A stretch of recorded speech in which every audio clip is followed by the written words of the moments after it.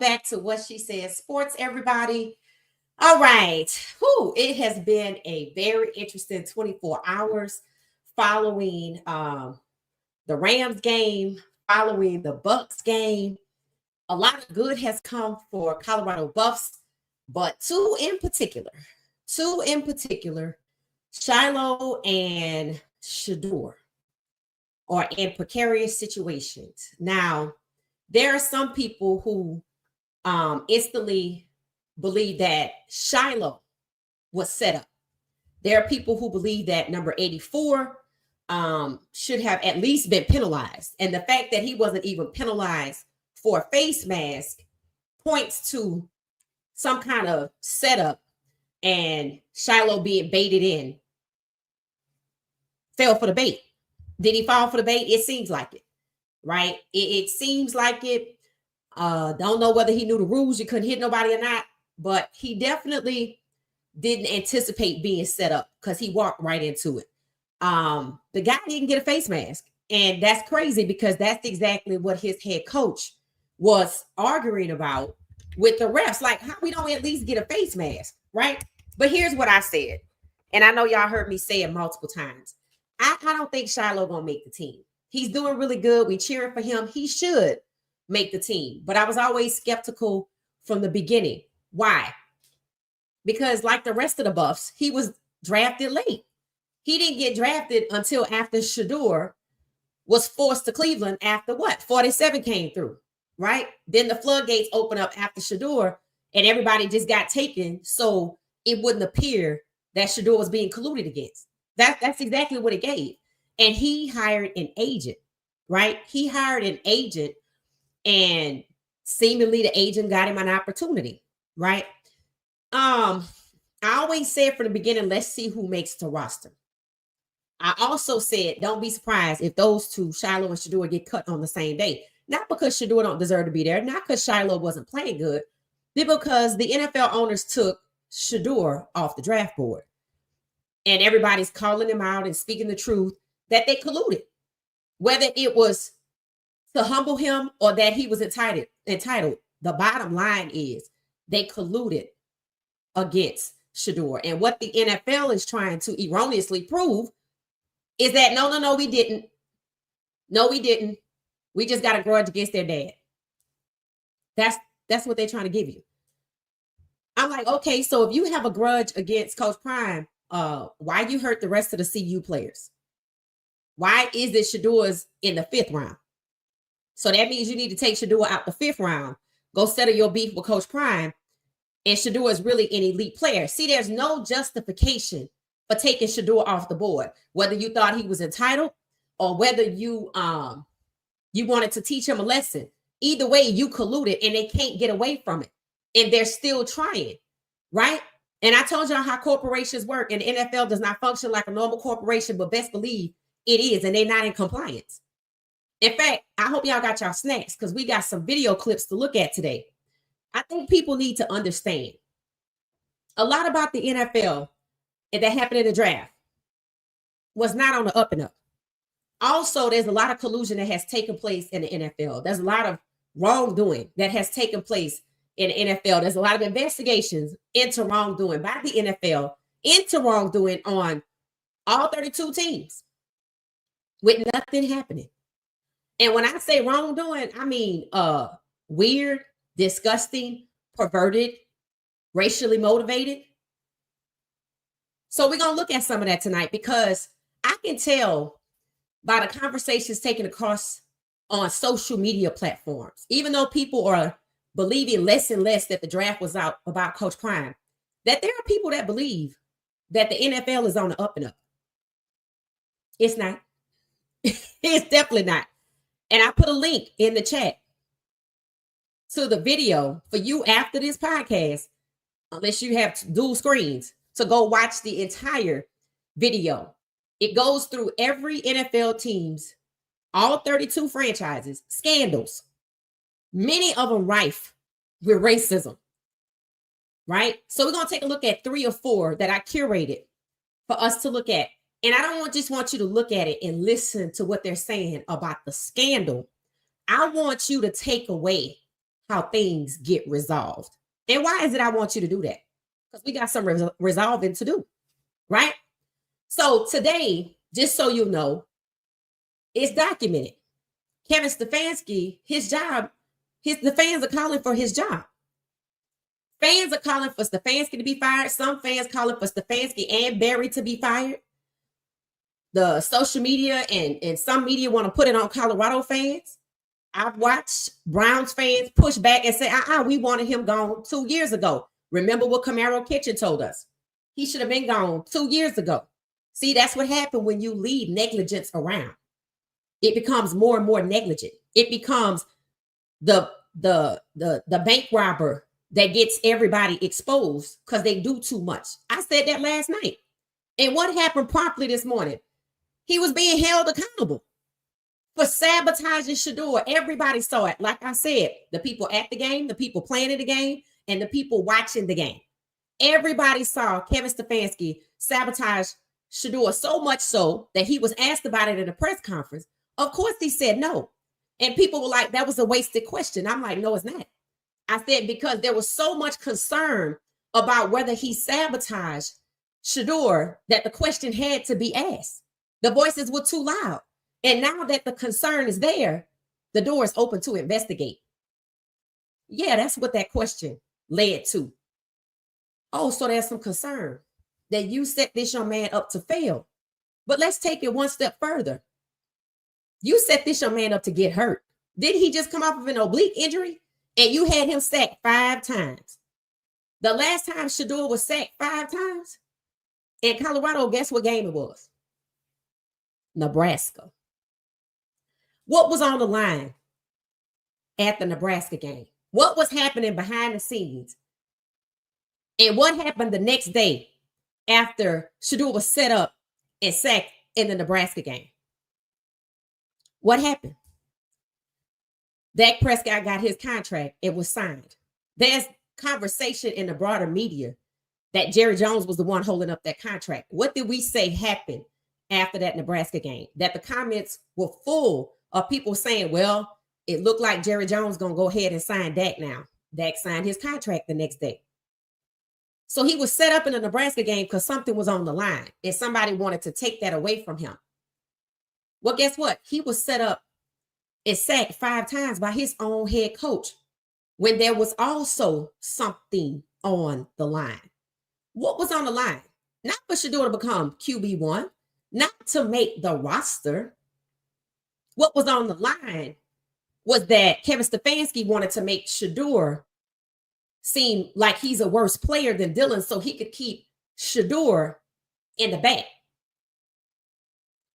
See, earlier that week, Albert Breer, remember the guy sitting in a video on the Dan Patrick show when they were talking about listening to Eric Dickerson tell the truth, right? That they colluded against him. They did call and say not to draft him. They sure did. I know they did it to Pittsburgh. They did it to Pittsburgh. Hold on one second, y'all. Hold on one second.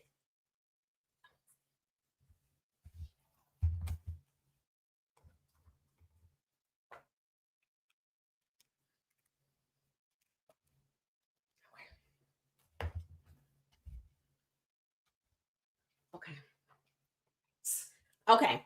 Thank you. So we know they called Pittsburgh, right? Mike Tomlin told us there were these phone calls. We had to listen to these phone calls. Again, you can argue what was said because we don't know that, but we do know that there were people running around, right? There were people running around dissuading seemingly the Browns and the Steelers from drafting Shedeur. I pointed out Andrew Barry is black. That's one person.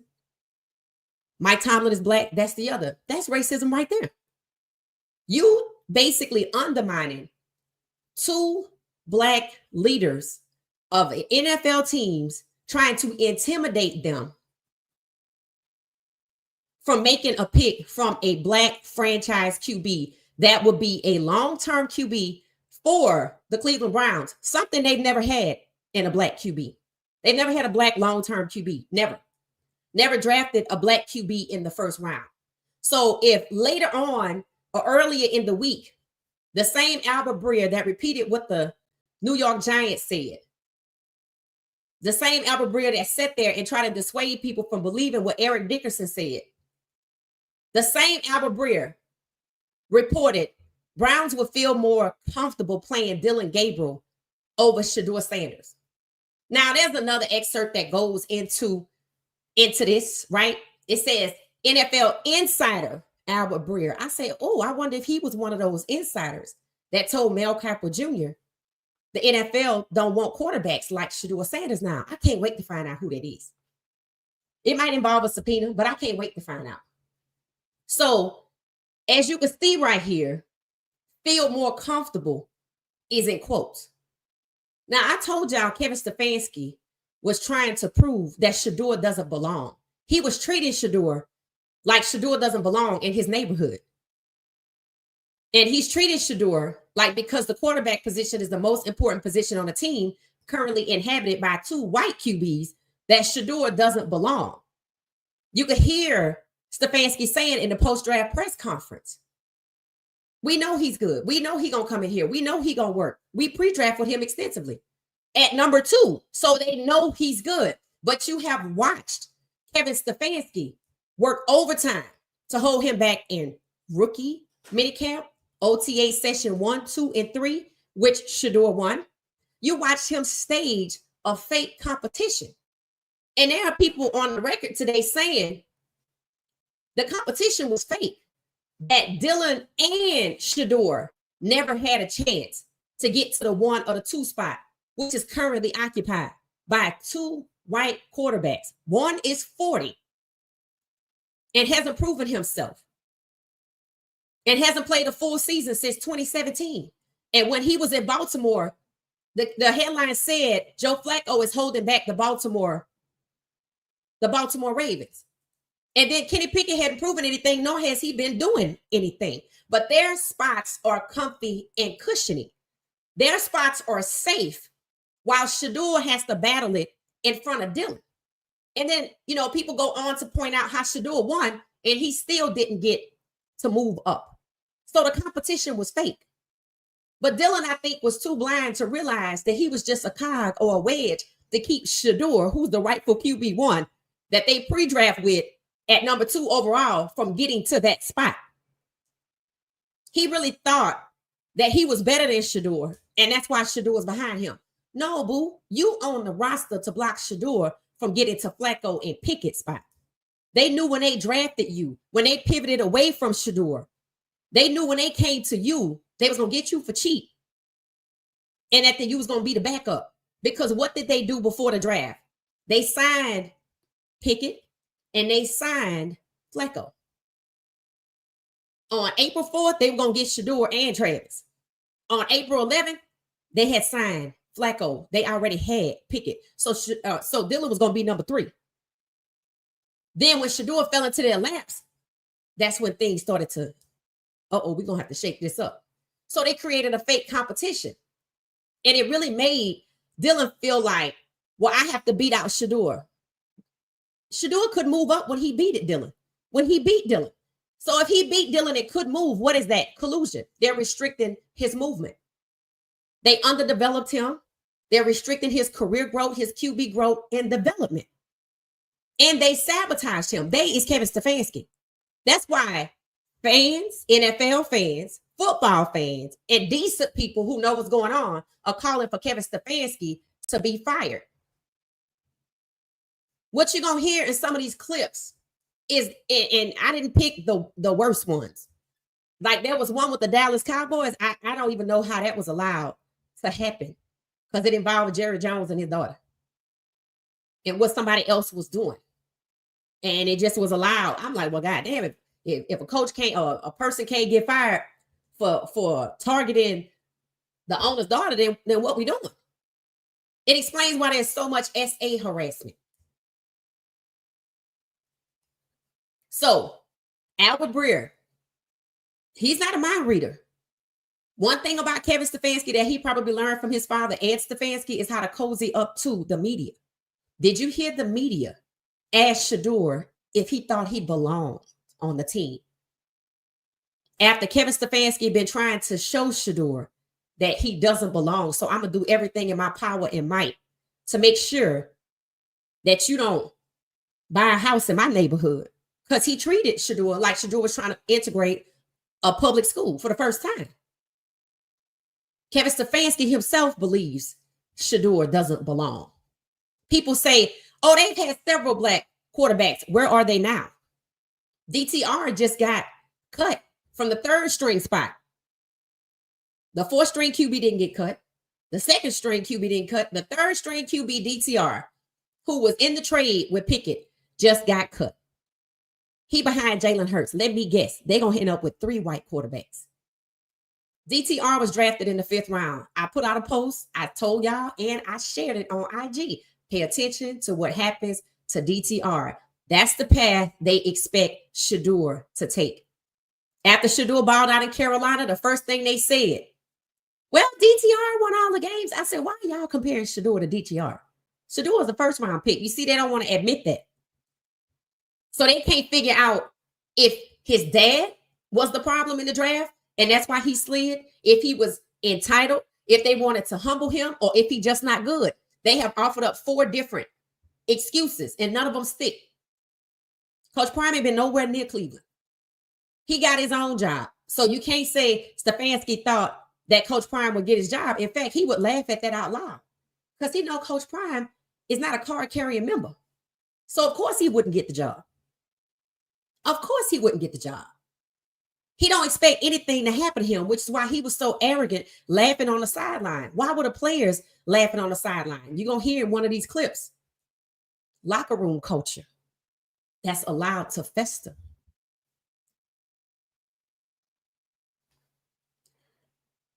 So Shedeur was set up to fail and to get hurt. Set up to fail because they're more comfortable with Dylan, but nobody gives a damn about your comfort. This is competitive sports. So Kevin Stefanski drew up a game plan where Shedeur will be wedged in the middle with the least amount of time in the 3rd quarter, taking away the 2-minute drill, bringing in Huntley that he knew he was going to cut today. So Huntley was just another pawn. And I said that. I said, hey, we got Huntley because he's black. Because if you look at the way Shedeur is being treated, Kevin Stefanski doesn't even interact with Shedeur on the sideline. But he had an attaboy for the guy he had already determined, Huntley, that will be cut. So because they're more comfortable with Dylan, and they thought saying that out loud was enough that the fans would accept the fact that Dylan could get in front of Shedeur, it didn't work. So Kevin Stefanski had to draw up a plan to wedge Shedeur in the 3rd quarter, give him the least amount of opportunities, have him sacked 5 times to make him look bad, and also re-injure that oblique injury. That's one way to keep a player at the back of the line or off the field. You're injured.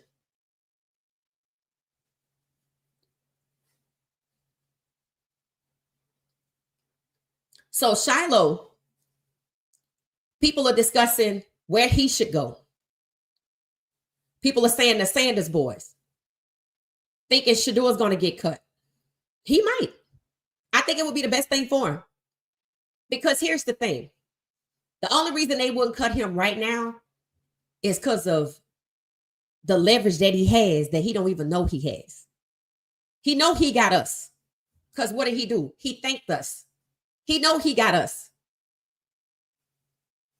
He also have jersey sales. Somebody say he now in a number 3 spot.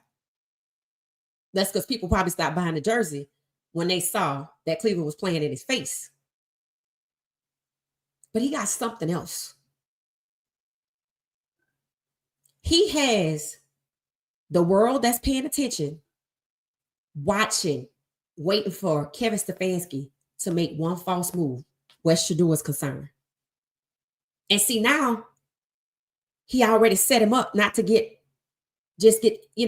out the game to make him look bad. Everybody see it. Why would you put Huntley back in the last 2 minutes? So you could be left with the bad impression that Shedeur has. And when the season starts, if Flacco got to sit down, gets injured, who going to be the number 2? And if Pickett is injured, who going to be the number 3? Do they really want that to rest in Dylan's hand? I think so. They feel like we propped him up twice now. We can do it again in a game. If we lose it, it's okay. because next year we get to get our white QB. We already got that pick on lock. This season doesn't even matter.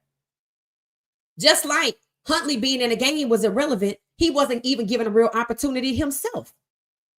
He knew he was going. He didn't know he was going to be cut, but Kevin Stefanski did. Kevin Stefanski engaged more with Huntley than he did Shedeur, and he think we don't see that. That's the leverage that Shedeur has that he don't know he had. That people have watched Kevin Stefanski discriminate against Shedeur, and people are calling for Kevin Stefanski, and in some cases, Andrew Berry to be fired. But right now, Kevin Stefanski more than anybody, and it's urgent. They want to close their practices. They want to close their practices so the media can't see. I think there needs to be forced transparency because Kevin Stefanski already tried to get Shedeur hurt.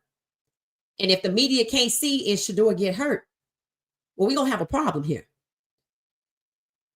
Maybe it's time for one of the local news stations to start doing some investigation, or maybe it's time for Sports Illustrated to start doing some investigation.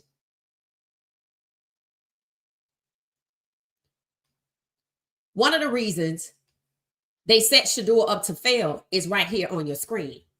In the last game, you can see right here, PFF, Shedeur has an 82. 0 to 100, that's a good grade, right?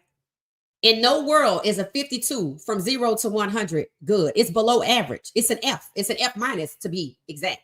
It's below 55. It's an F minus. It's a fat failure. And then they came out and said they're more comfortable with Dillon after this. So Kevin Stefanski gets the bright idea to set Shedeur up, give him the least amount of time, allow him to get sacked, and possibly get re-injured. But let's go with the get sacked first. And then Dillon will look better than Shedeur. But guess what? Even though Shedeur was sacked 5 times in that game, he still didn't throw an interception like Dillon did. He tried to recreate the scenario and have Shedeur to look bad so he can justify. We're going to roll with Dillon because he fared better. Actually, no, Shedeur did. Because of all those players that were allowed to sack him and try to pull him down, he still threw a ball that was not an interception. And it's just the tight end didn't even choose to catch it. And he got cut today. This is the cut list. 4 veterans were terminated today. One of them we saw was supportive of Shedeur. Then Tyler Huntley, who Shedeur liked having around because he was a backup and he could nurture him, because that's what Kevin Stefanski wasn't doing that part of his job. Kevin Stefanski was neglectful of Shedeur. And somebody named Nick Needham, who's also black. So 3 black players and 1 white player that are veterans got turned.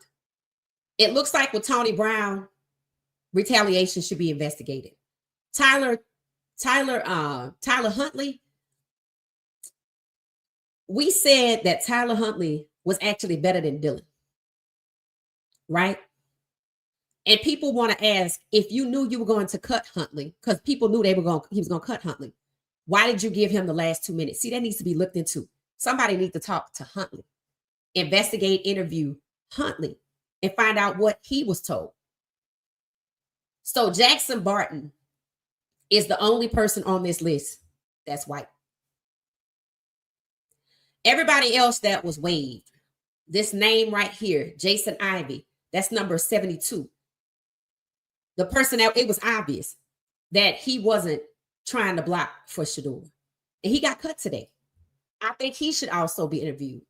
He should find out what he was told. It's obvious that Stefanski wanted to create the same environment. It's obvious Stefanski didn't want the O-lineman to block for Shedeur, because why would you give Shedeur a band of cap bodies to protect him? Because you didn't want him to be protected. And it doesn't seem like they're actually developing any players. People pointed out that Shedeur has developed 2 wide receivers, one of which is injured, Gage, and they moved him up. Then it was Luke. Then it was Luke first, moved him up, but then he's out because he's injured. Then it was Gage. And I said, once they realized, and I heard him say it, oh, Luke and Gage and Shedeur can finish each other's sentences, the chemistry. They were the next dynamic duo. They separated Gage and Shedeur and gave Gage that Shedeur developed to Dylan. What receivers did Dylan develop? You see? So Shedeur did all that work to develop Luke. They moved him up. I told y'all, I said they trying to get him in front of Deontay.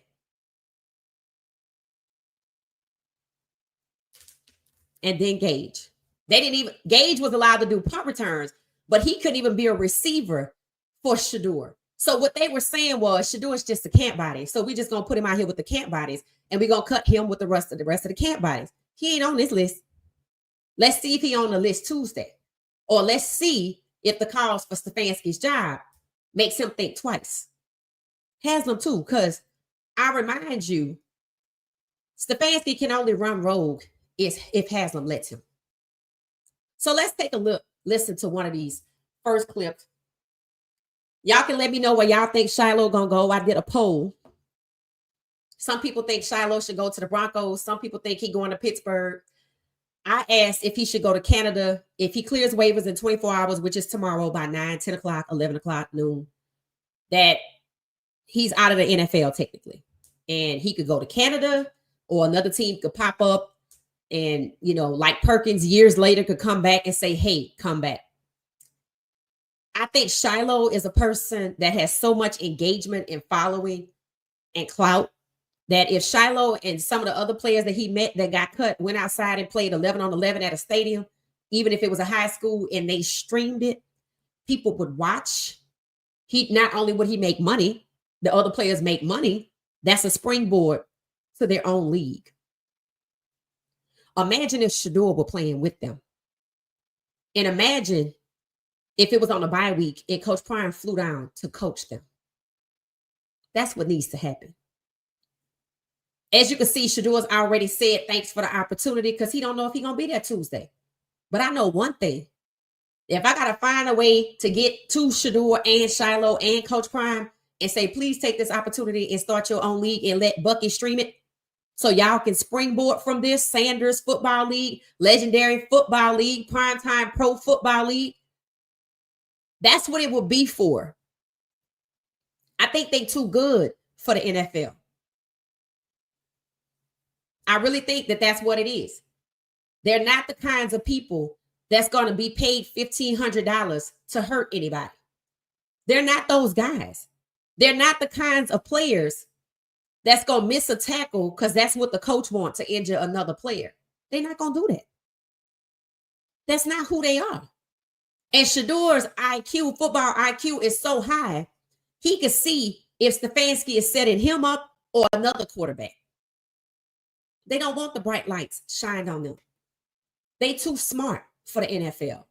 As you can see, who is it that Shedeur could actually trust on that team right now? Honestly, you could say if you want to that he was with camp bodies, but he couldn't trust them. He definitely can't trust Stefanski. He can't trust Stefanski to bring in the right personnel and to protect and implement player safety. He can't, because Stefanski showed you what? He's willing to go through extremes, not just to make Shedeur look bad because they're comfortable with Dylan and they want Dylan to start, because he's trying to get Shedeur hurt because we're going to have to put him down. See that racially charged, coded, thinly veiled language along with the sabotage that we saw, that the world watched, is why I believe the FBI need to roll up to Berea and investigate Stefanski. Because if Shedeur get hurt, it's a hate crime. And I'm not joking. That's why people are calling for Stefanski to be fired. I've been saying he's not safe. Shedeur not safe around Stefanski. Other people are now saying it. Things I said a week ago. Fire Stefanski. People are saying today. Shedeur is not safe. He need to get the hell away from Stefanski. The calls should be exactly what they now are. Fire Kevin Stefanski. He needs to be investigated for racial discrimination and collusion because he conspired to sabotage Shedeur Sanders' career. He colluded to restrict his motion based on a fake competition that even though he won like 2 or 3 times, he still was held back. That's collusion. That's the very definition of collusion, and he conspired to get him hurt, not just in the Rams game. Don't forget about the rogue 4th-and-1 play in the Panthers game. Don't forget about that. And Shedeur is just coming off of an injury. And before you get to this game, we're going to have to put him down. He gets sacked 5 times. What happened to Shedeur in the Nebraska game was malicious. I told y'all then the O-line was complicit. They allowed it because apparently maybe some people got wind of the fact that people in the NFL were looking at Shedeur. Shedeur was sacked excessively at CU because there were people who didn't want him to have the most accurate completion rating, didn't want him to have the credit for the yards. I told you the only way you take down Shedeur Sanders is to get him sacked. I find it very interesting that one of the most egregious games that CU played last year, Shedeur was sacked 5 times. That's exactly how many times he was sacked yesterday. I find it very interesting that these parallels keep happening with things that happen at CU. With the exact same context, there's something on the line. There's something big for Shedeur on the line with the Nebraska game, with the Rams game. And as you can see, they use the same method of having Shedeur sacked the same identical number of times. That is not a coincidence. I smell a rat. I smell a rat. There are over 400 people. Hit the like button for me, please. So there's nobody, and I mean absolutely nobody, that Shedeur can trust on that roster. He can't trust Barry, who brought him there. He wanted to take the credit for it, right? Well, you take the credit for not protecting him. He can't trust Stefanski because Stefanski is probably still intent on putting him down, and even more so because people are calling for his job. But Stefanski is that idiot bank robber that I told y'all about. That's the one that's going to get everybody roped up because he's going to shine the attention on the group. Even though they're wearing masks, we can still see who you are. What happened? Stefanski's game plan, racially charged language, is confirming that Brian Flores' lawsuit, where he claimed the NFL is rife with racial discrimination, including when it comes to the quarterbacks, this is evidence. What happened to Shedeur yesterday by Kevin Stefanski is evidence to be used in Brian Flores' lawsuit alleging the NFL is rife with racism against Black quarterbacks, in addition to head coaches. So Kevin Stefanski, Haslam can thank Kevin Stefanski for bringing the heat. He let him run rogue, and this is what you're going to get. We are beyond organizational malpractice. We are talking about somebody who seems committed to upholding Jim Crow and doing what they did in Jim Crow to stop Black people, harm them. With a broader lens, who can Shedeur trust in the Browns organization right now? Surely not Haslam. He wasn't my pick. Definitely not Stefanski. And he probably should be uncomfortable. And none of his teammates either. Maybe Njoku, who came over, but I'm sure his contract extension probably not going to work out, just like they terminated Tony. So they still retaliated. They're not afraid of nothing.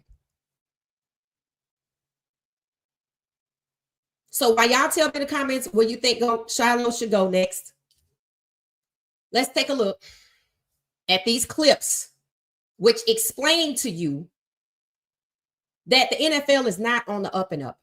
And Brian Flores' lawsuit is moving through the courts as it should, because there's a lot of evidence that support that the NFL is rife with racism. And look at what happens when things take place. And not just racism, corruption.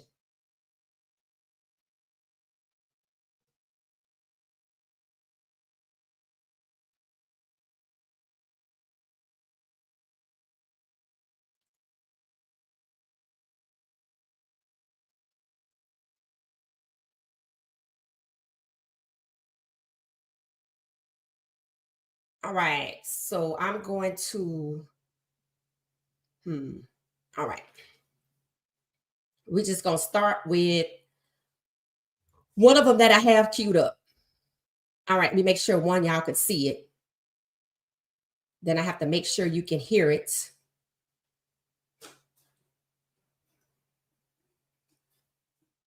Okay. All right. Okay. Making sure we good. All right. Hopefully y'all got y'all some snacks in the meantime. All right. It's already queued up. So you're going to have to listen to it on the first run. The most defining controversy in Washington. Commanders' history wasn't a single scandal. It was a culture of dysfunction and misconduct that spanned over 2 decades under owner Dan Snyder. From the moment Snyder purchased the team in 1999, the franchise was plagued by front office chaos, on-field failure, and eventually serious legal scrutiny. What began with questionable football decisions, cycling through head coaches, overpaying aging free agents, and alienating fans, devolved into something far more serious in the 2010s. In 2020, the Washington Post published a series of investigative reports detailing a toxic workplace culture within the organization. Over 40 former employees came forward with allegations of sexual harassment, verbal abuse, and intimidation, many implicating senior executives close to Snyder. These revelations led to a league investigation, initially handled by attorney Beth Wilkinson. However, the NFL drew heavy criticism for not releasing a written report of her findings, instead opting for a vague summary and issuing a $10 million fine to the team. This lack of transparency only deepened public outrage and fueled suspicions of a cover-up to protect Snyder.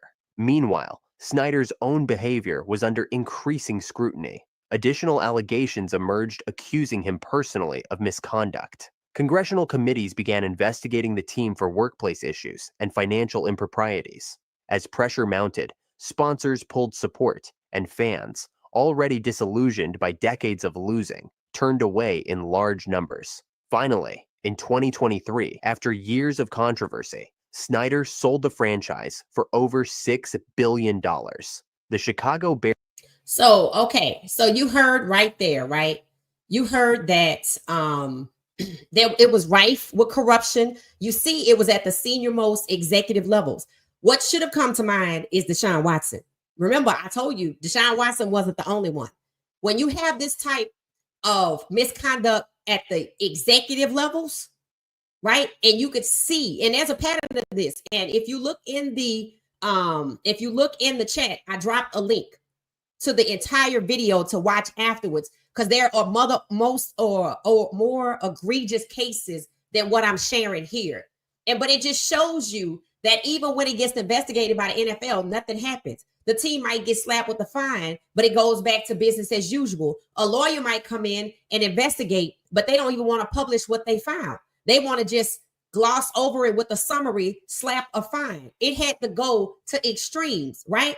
It had to go to a congressional hearing. Then fans pulled away after years of losing. What team does that sound like? Because why? Advertisers even started pulling out. So it has to get very extreme for these teams. Calling for Kevin Stefanski to be fired is the first step.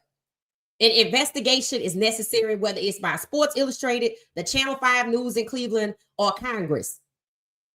But when you start seeing that the stadium is empty, and you hear fans calling for him to be fired, and that don't happen, and they stay home, and advertisers and sponsors pull out. We already said advertisers were upset that Shedeur wasn't in the game last week. So that's just one.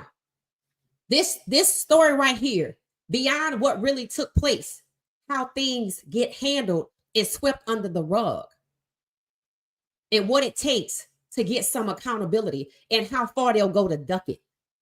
That's what came of that. So we're going to move on to the next one.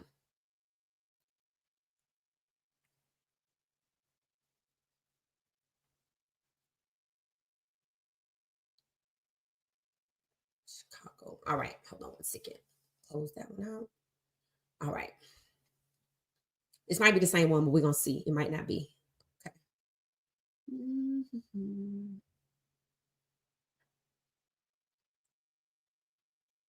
All right, let's see if this is the same one. So I have like 4. The most defining. Yeah, that's the same one. So hold on. Let me switch to the next one.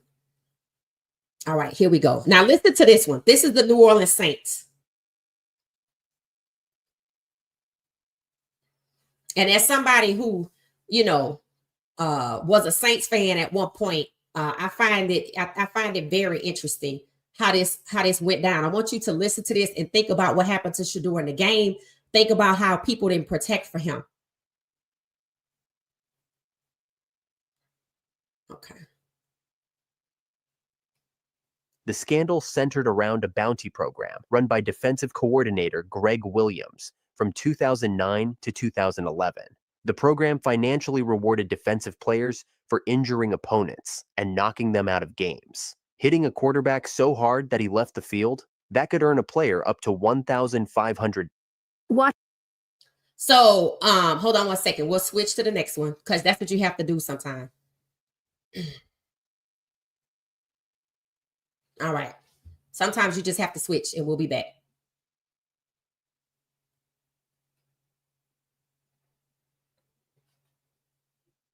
Dolphins. In 2013, the Miami Dolphins were at the center of one of the most disturbing scandals in recent NFL history, a case of workplace bullying that exposed a toxic culture inside the locker room. The controversy revolved around veteran offensive lineman Richie Incognito and second-year tackle Jonathan Martin. Martin suddenly left the team mid-season, citing emotional distress. Soon after, a series of text messages and voicemails surfaced, and they were damning. Incognito had allegedly targeted Martin with racial slurs, threats, and relentless verbal abuse. One voicemail included Incognito calling Martin a racial epithet and threatening to kill him. What followed was an NFL-led investigation that concluded the Dolphins' locker room was deeply dysfunctional, with multiple players engaging in harassment, and coaches reportedly encouraging Incognito to toughen up Martin. The fallout was immediate. Incognito was suspended, and Martin was eventually traded.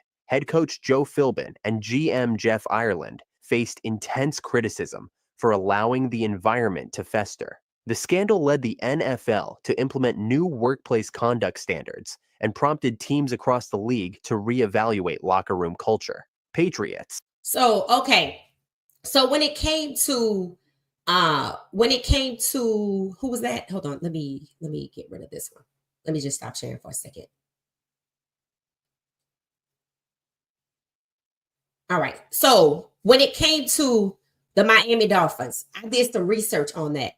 The young man Martin, who was black, he was only 24. And then Cognito, the Richie guy, he was 30. So you got a second-year player and you have a grown 30-year-old person bullying, intimidate, harassing, and the owners told Richie to toughen, not the owners, but the GM, the head coach, or the head coach did it, and the GM didn't say anything to toughen up Martin, a 24-year-old kid. How old is Shedeur? 23, right? I wonder what Stefanski told his O-lineman, because Richie and Incognito, that's his name, Richie Incognito and Jonathan Martin were O-linemen. And we watched what the O-line did yesterday. I wonder if Jason Ivey, who went to an HBCU, NCAT, was promised something. Was it inferred that he might make the roster? All four, I think 4 out of the 5 on the O-line for Shedeur got cut, including the tight end.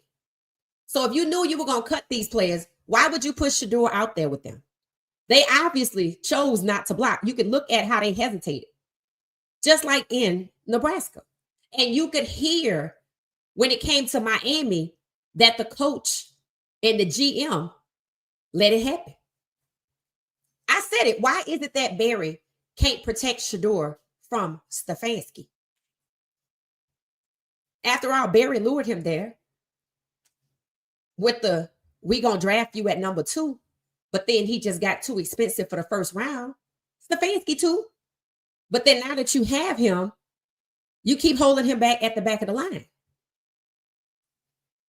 That should also be investigated for workplace misconduct and fraud. So Barry knew what kind of environment Shedeur was being lured to. Barry also knew that Shedeur would be the first round pick that was a black QB, a franchise QB. Barry also knows that Cleveland has never had a black franchise QB long term in the first round. Paid $46 million or anywhere close to it. They've never done it. So these two clips alone show you how the misconduct just goes on and on and on. That young man, Martin, reported emotional stress from the bullying. You saw how people were laughing while Shedeur was getting sacked? I wonder what you call that. Especially when the head coach don't interact with you. And it happens in front of your coworkers because you don't belong. But you were going to get me at number 2. Oh, okay. So now I don't belong.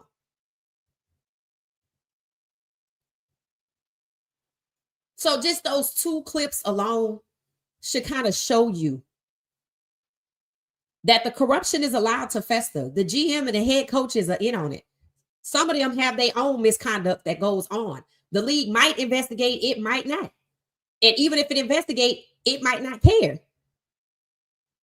Sometimes things got to go to Congress. Sometimes the fans have to stay away. Sometimes magazines and newspaper and digital media have to expose.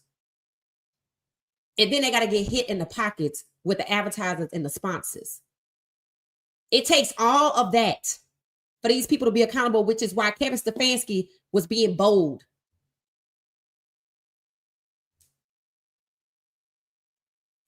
In his discrimination of Shedeur. There is no other way to describe it. It's been happening since he got there. Even the welcome calls had disparity. Welcoming for Dylan and condescending for Shedeur. And they pre-draft with him. That is not to be taken lightly. That means they lured him in. They're no different than con men who lure people in to believe that they're going to do something for you, but they're just out to scam you or put you in a horrible situation from the beginning. Let me see if I can get the one we were looking at with the Saints. Let me see if I can get that one up. Hold on one second.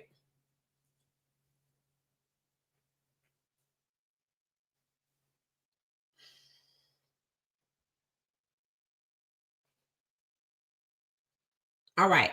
So it's back. So let's see if I can share this one because I think this one is important. It shows even when people get in trouble, sometimes when they do things that are despicable, that on the street they will be locked up for, that they still get a head coaching job. Take a listen.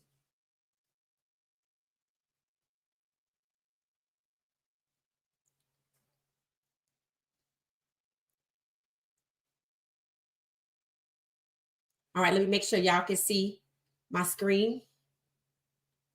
All right.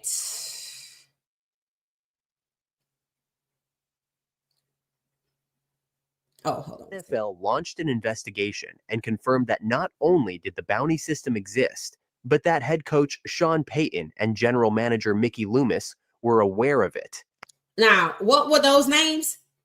Sean Payton and Mickey Loomis. Remember, Mickey Loomis is the GM that the kid who was supposed to be the boyfriend of the daughter of the GM of the Giants. That's who he was impersonating, Mickey Loomis. So look how long he's been around and look at what he's been involved in. Just take a listen. I'm going to see if I can back it up a little bit.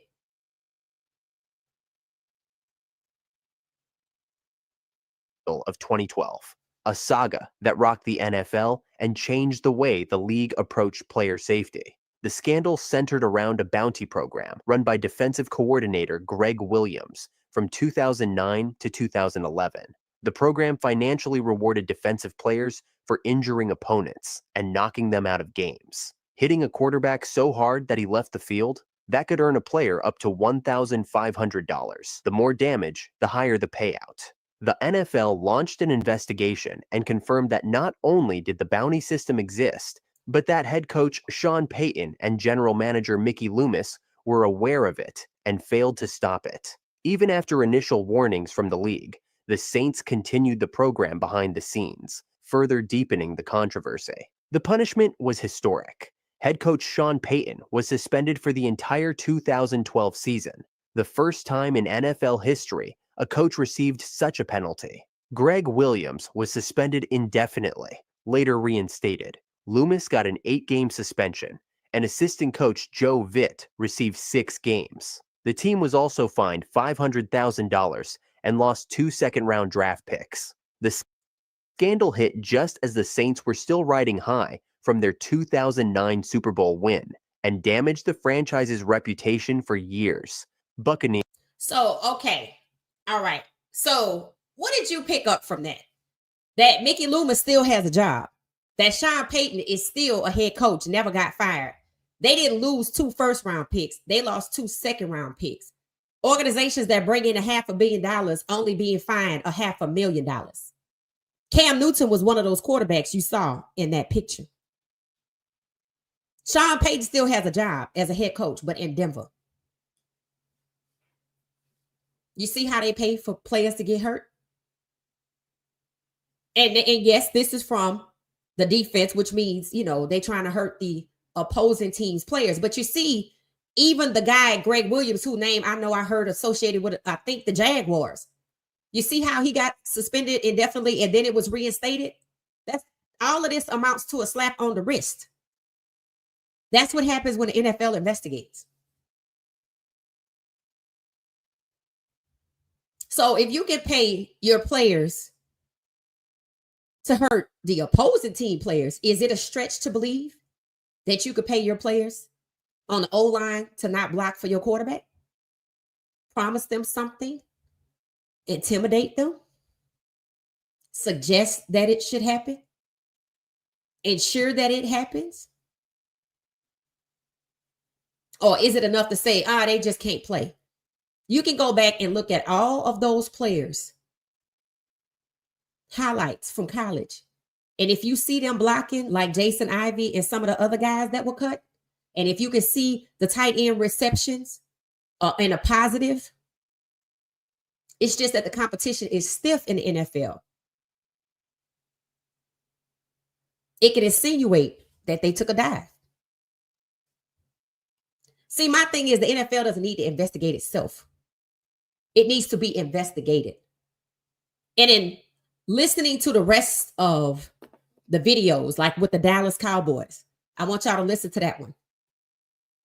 There's a lot of them you need to listen to, but the Dallas Cowboys one I think got to be the most strange one out here.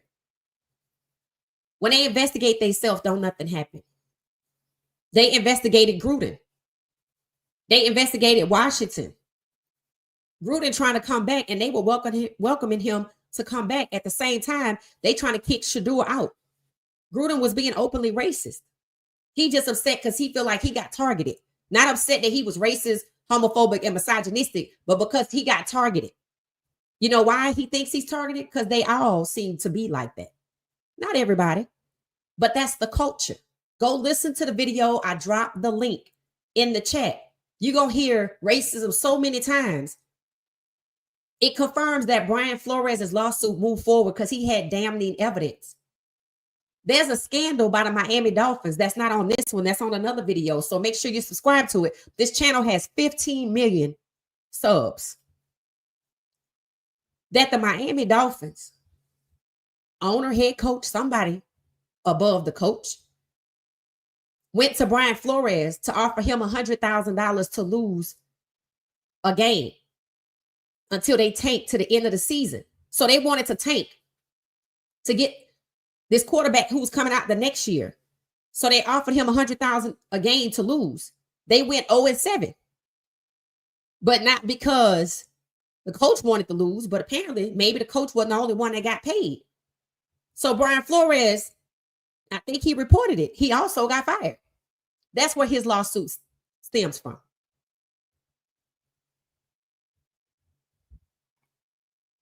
So Shilo, in my opinion, was collateral damage. Just like Shedeur was being humiliated and set up in the draft to fall, he was set up by Kevin Stefanski. Could be Andrew Berry. Maybe somebody look into it. Ed Haslam needs to be investigated. To also be humiliated, but this time to get hurt, to devalue his worth. Which you would think Andrew Berry wouldn't want that, because he say he knows Shedeur gonna outproduce his draft stock. So why would Andrew Berry stay silent while Kevin Stefanski gets Shedeur injured, underdeveloped Shedeur, and takes his trade stock? Because maybe Kevin Stefanski isn't working alone.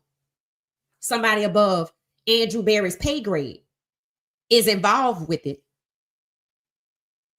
Or maybe he just that kind of person that doesn't warn people that look like him that they in danger.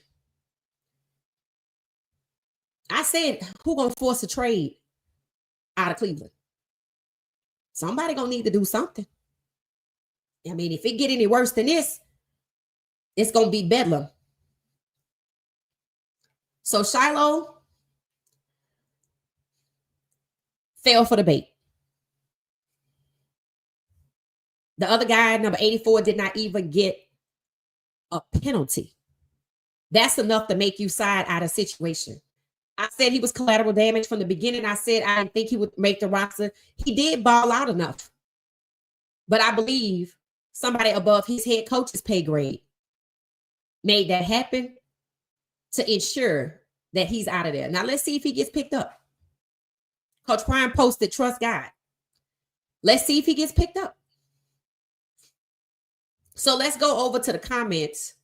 So y'all can pretty much, I want to see what y'all think about the clips that we watched. I want to see what y'all think about Shilo and where he could go. I want to see what you think about Kevin Stefanski, people calling for Stefanski to be fired. I think that that's what needs to happen immediately. I don't really care for the calls for Shedeur to be traded because Stefanski is the problem. I think there's a rat somewhere, because for Shedeur to be sacked 5 times in this game when there was something on the line, the same as being set up and sacked by his O-line at CU 5 times in the Nebraska game was something was on the line. I think it's too convenient. I think it's too convenient. So I'm going to the comments. Let me see what y'all saying. This is y'all opportunity to weigh in. 412 people. Hit the like button for me, please. Subscribe. Y'all got me to 4,800. I'm almost to 5,000. Thank you.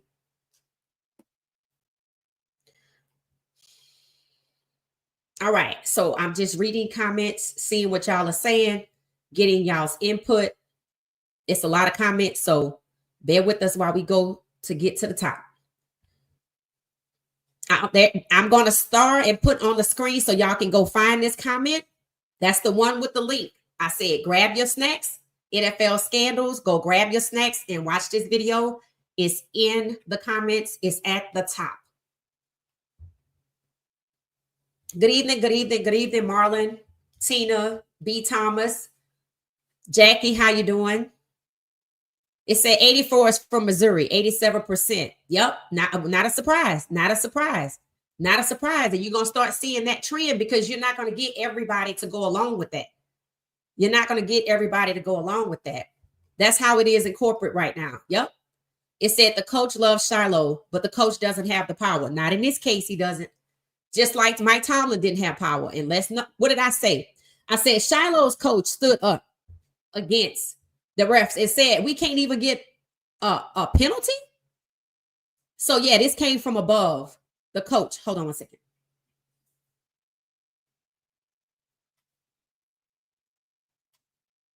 Like, it's freezing here. It said, I don't feel the agent did nothing for Shilo. They don't want the Sanders in there. You could never control coach. You will never be able to control them. The NFL wants people they can control. You know, that's the interesting topic, brown skin. People said Shedeur should have had an agent. For what? Shedeur know he talented, right? I mean, I know somebody gonna pick me up because why you have me in this draft? They had people that didn't get to enter the draft. We know they didn't want QBs like Shedeur, but they let him into the draft. So he figured he had a place somewhere. And even when he was pre-drafted with Cleveland and they pivoted to Dillon and got Flacco, he still knew he had a place because he know he's talented. And we all know he's talented.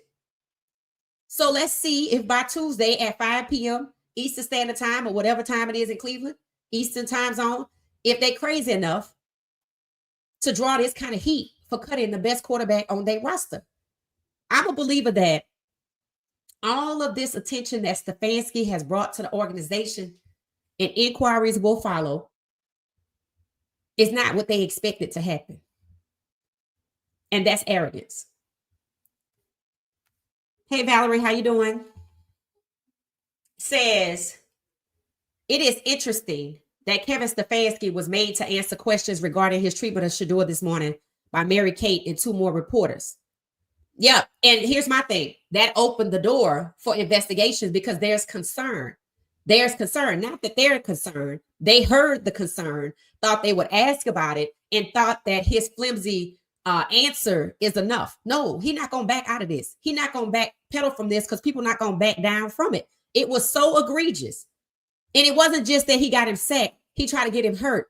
It's that he took him out the game and put Huntley in. Huntley got cut today. So you did all of this knowing that these camp bodies will be gone. Maybe people need to go and reach out to these camp bodies and see what they were told.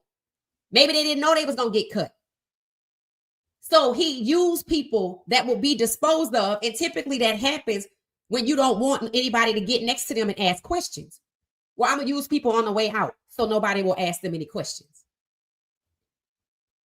They got names. It said they can't settle anything with Coach because he already succeeded way beyond who they ever wanted him to be. And Coach always stood up for himself. Coach dipped a bucket of water on a media person. And I can only imagine what they were doing in 1989, because look at how they're trying to, Colorado fans want Kevin Stefanski fired. Does AI say anything about Colorado fans? It's not just Colorado fans, but they want to spin it like it's Colorado fans. It's NFL fans, and they don't want to admit that. They just don't want to admit that. They don't believe that. They feel the same way as the NFL. Yep. It said the NFL is not for Colorado nor Coach Prime, but we are. Fact. Black confidence equals arrogance in the good old boy system. That's what they trying to do. I keep calling it Jim Crow. It said the EEOC grievances for both Sanders are coming. Anthony. Yeah, it should. It should. And you think the NFL Players Association would issue a statement, but that tells you the players have no recourse. Kevin Stefanski looked shook in that little setup press conference. He should. He should. Because the FBI ought to be knocking on his door. If Stefanski was a black coach, he would have been fired. He would have never left that field with a job. They would have took his clipboard. I love your tenacity. You stay with the evidence. Right. And that's why I said all this stuff is so documented. Right. It's so documented. It said, yep, Kevin Stefanski set Shedeur up to be injured. Right. He just came off of an oblique injury, but you had him. You didn't protect him. You had him sacked 5 times.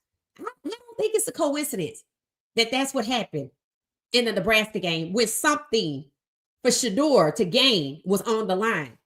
It's that now they got Dillon going around saying good quarterbacks throw the ball away. Again, they're trying to change the game and dumb it down. But I hate to tell Dillon, you a pawn, boo. They're not going to put you in front of either one of those white quarterbacks. But see, he okay with being a pawn because he know he's not that good. He know he's not better than Shedeur. So put him out there because he going to eat his words. It said every one of those bombs blocking for Shedeur was cut. And guess what? Kevin Stefanski knew they was going to be cut. He just don't realize that people going to reach out to them and ask them questions. It said when Coach Prime's contract is over, he moves on to coaching in the NFL. I don't see that. I don't see that at all. I don't see that at all. First of all, you talking about 5 years from now. Yeah, no. Because one thing about it, Coach Prime know, why did he say he didn't want to coach in the NFL? Look at the type of players the NFL is assembling right now. Black players that can't stand up for other black players, because if they do, you're going to get cut. You see what they did to Tony, right? That was a message. Now you know why Jerry Jeudy stayed away from Shedeur. That's what the league is going to be filled with. People that don't want to be made an example of. So, hey, bro, I'm sorry. I can't jeopardize my paycheck. It said, I heard Kevin Stefanski say he doesn't care about the outside influences. Yeah, well, when his wife want a divorce because she can't deal with the heat or his kids can't deal with the heat, then he'll listen. One thing about the outside influences, when you close your eyes and you go to sleep at night, you can't tune it out. Not if you're guilty, you can't. It's that, because what Kevin Stefanski is doing is putting his own family in harm's way.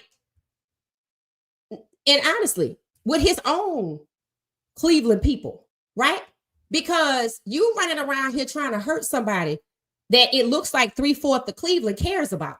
So when your wife drop your kids off at school and them little kids start saying, my daddy say your daddy is racist, and they come home crying, what are you gonna do? And when his wife go to get her hair done and they begin to like ostracize her because she overhears them saying that they racist, the whole family, what's she gonna do? See, he's not thinking about nobody but his own racist agenda. That's what he doing. Put him in max protection. They didn't even have a running back to chip and release. Right. It said, let Dylan talk his crap. When it's all said and done, Shedeur will have a career he can only dream of. Right. Hey, Gracie, how you doing? It said, that's right.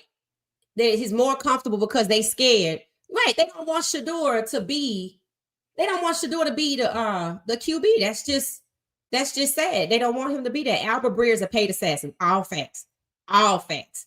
That's why, him being on the Dan Patrick show and sitting there looking like he's sweating to death because he know he did a hit job on Shedeur. And now that he has that NFL insider tag, I said, I wonder if he was the one that ran and told Mel Kiper Jr. the NFL doesn't want quarterbacks like Shedeur Sanders now. Because every hit job he did on Shedeur, he parroted what the New York Giants said. So I wonder if that's where he got that from. He might need to answer that. Toxic work environment. Yep.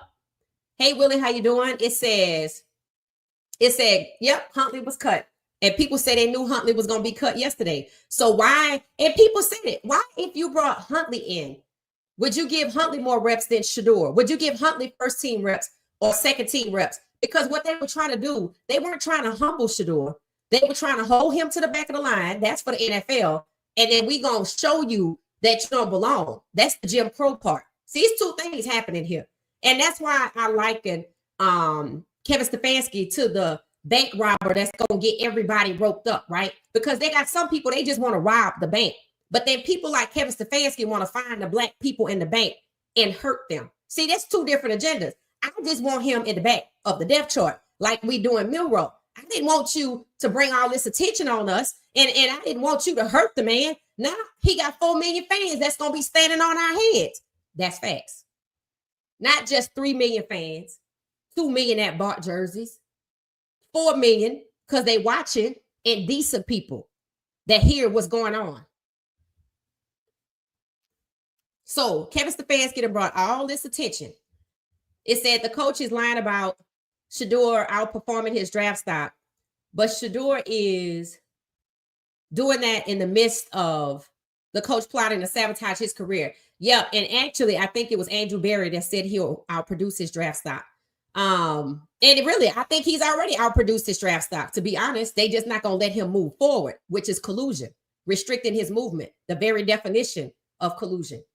It's that Dilla knew he was a wedge. That's why he was satisfied with that. Facts, spiritual, facts. That's exactly what it was. That's exactly what it was. Great content. You one of my new favorite. Welcome, Jamiko Holmes. It said because Travis didn't want nothing to do with the Browns. Either that's the part that they aren't talking about. Travis knew he wasn't going to the Browns. If Shedeur doesn't speak out, I'm going to have to save my breath. What you want him to say? Honestly, what you want him to say? He shouldn't say anything. The people that have survived what he's going through, now, luckily, he has not been sacked 68 times. But the message is, if he gets out there, that's what's going to happen to him. Now, Bryce Young, CJ Stroud, Caleb Williams, all of the young Heisman winners that came into the game, or the young quarterbacks that started, first year, with the exception of Jaden Daniels, but there's still time, got sacked excessively. I don't want to see that for Shedeur. See, what they wanted Shedeur to do is exactly what happened with Shilo. No coincidence that happened on the same day. But did Shedeur get upset? Did he go in Stefanski's face? Did he take his shirt off? Did he throw a tantrum? No. But if he would have, he wouldn't be on the team. So he don't need to say nothing. Now the question is, should Coach Prime do something? That's the question. That's the question.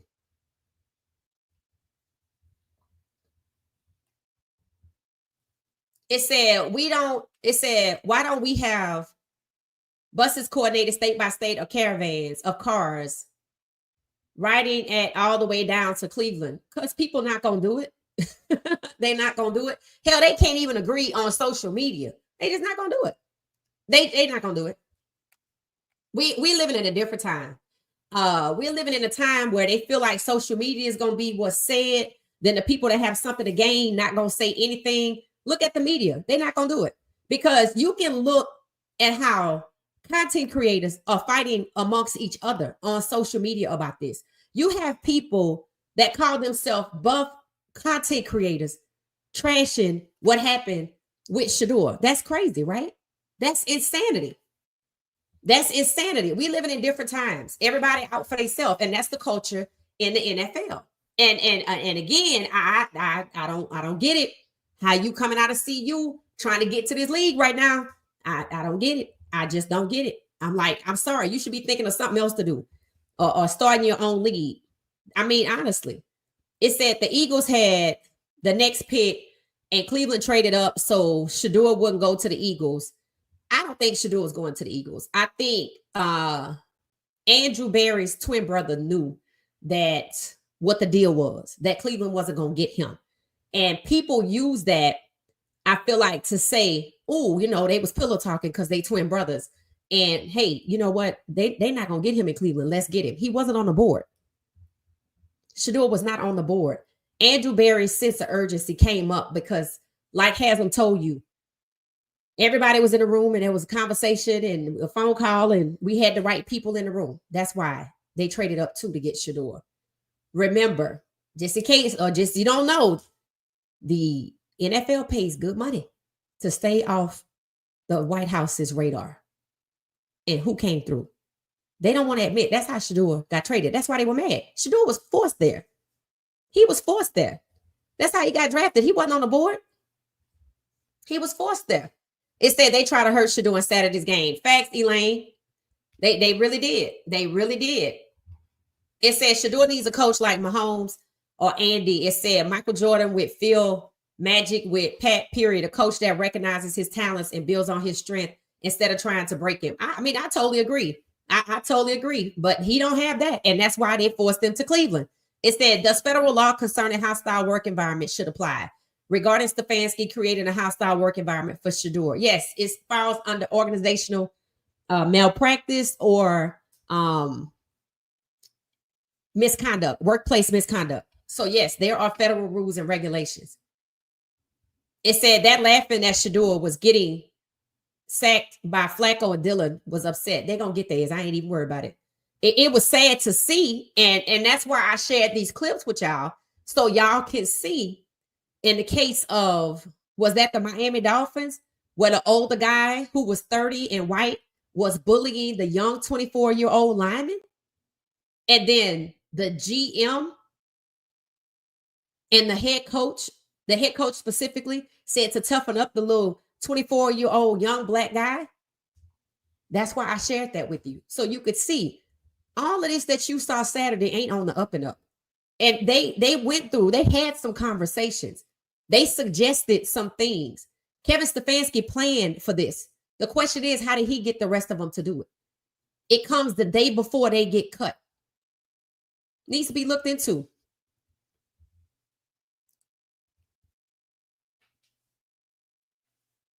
It said the Berry twins coordinated the draft switch. It said, good afternoon. Hey, Amber, how you doing? It said God covered the door because he was supposed to get hurt. Right. And here's the thing. God didn't want him to get hurt. He, just wanted Shedeur to get out there, ball out, to show in the Panthers game who he is, right? But then I want to show you how extreme your head coach is willing to be.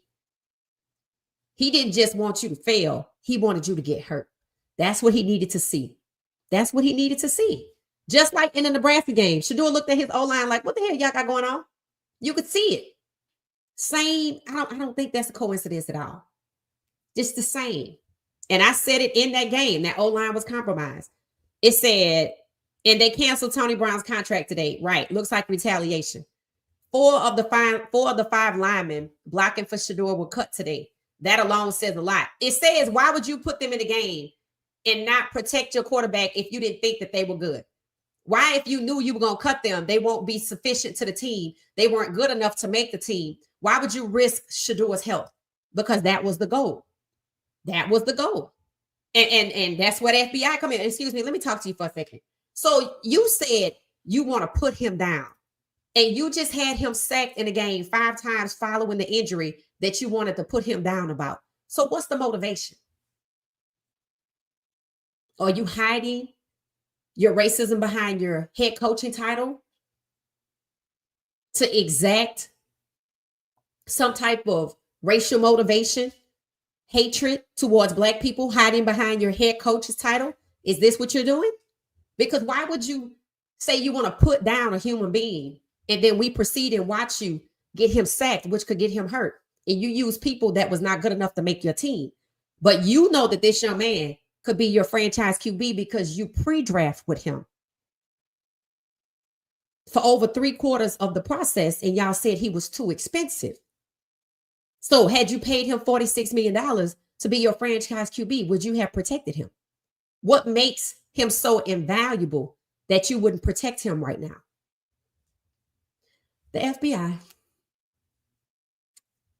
Look at it like you do a hate crime.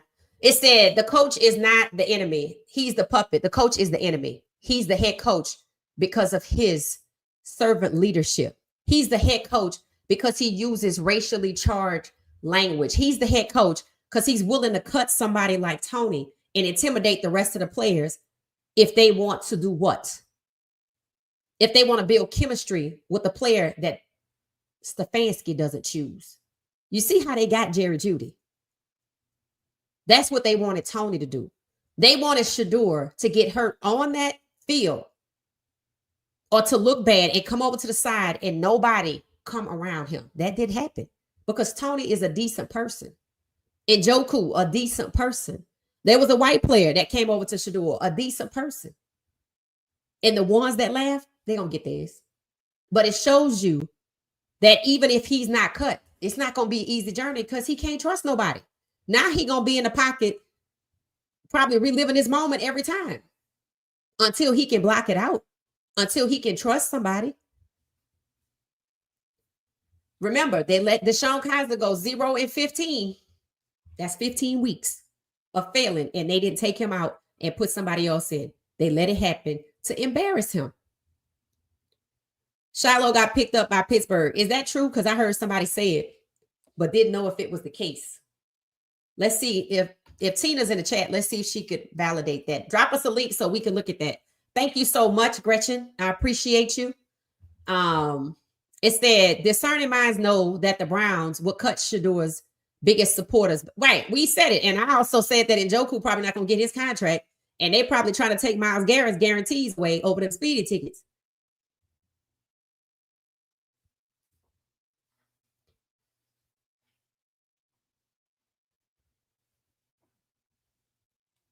It said, don't forget Jeudy and Watson were laughing at Shedeur too. I didn't see them. Honestly, I didn't really watch the game like that. I turned the volume down. We were watching it, and then it's like, I can't look at people get intentionally hurt. You know what I mean? I really didn't. I didn't get why. I don't know. I don't watch train wrecks. That's just the case, It's that once Shedeur leaves, they will all go back to being the laughing stock of the league. They're just making themselves look dumb, right? Exposing themselves. Matthew said, I hope the NFL and the commissioner paid Cleveland Browns coach and owner a lot because I don't see them ever getting jobs anywhere. Yeah, you'd be surprised. You'd be surprised. They cut most of the O-line that was on the field with Shedeur. So why would you put them in the game? Because you knew this yesterday, right? He didn't wake up this morning and make a cut list.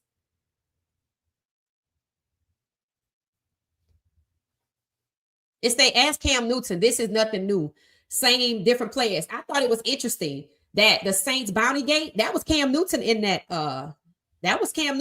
clip.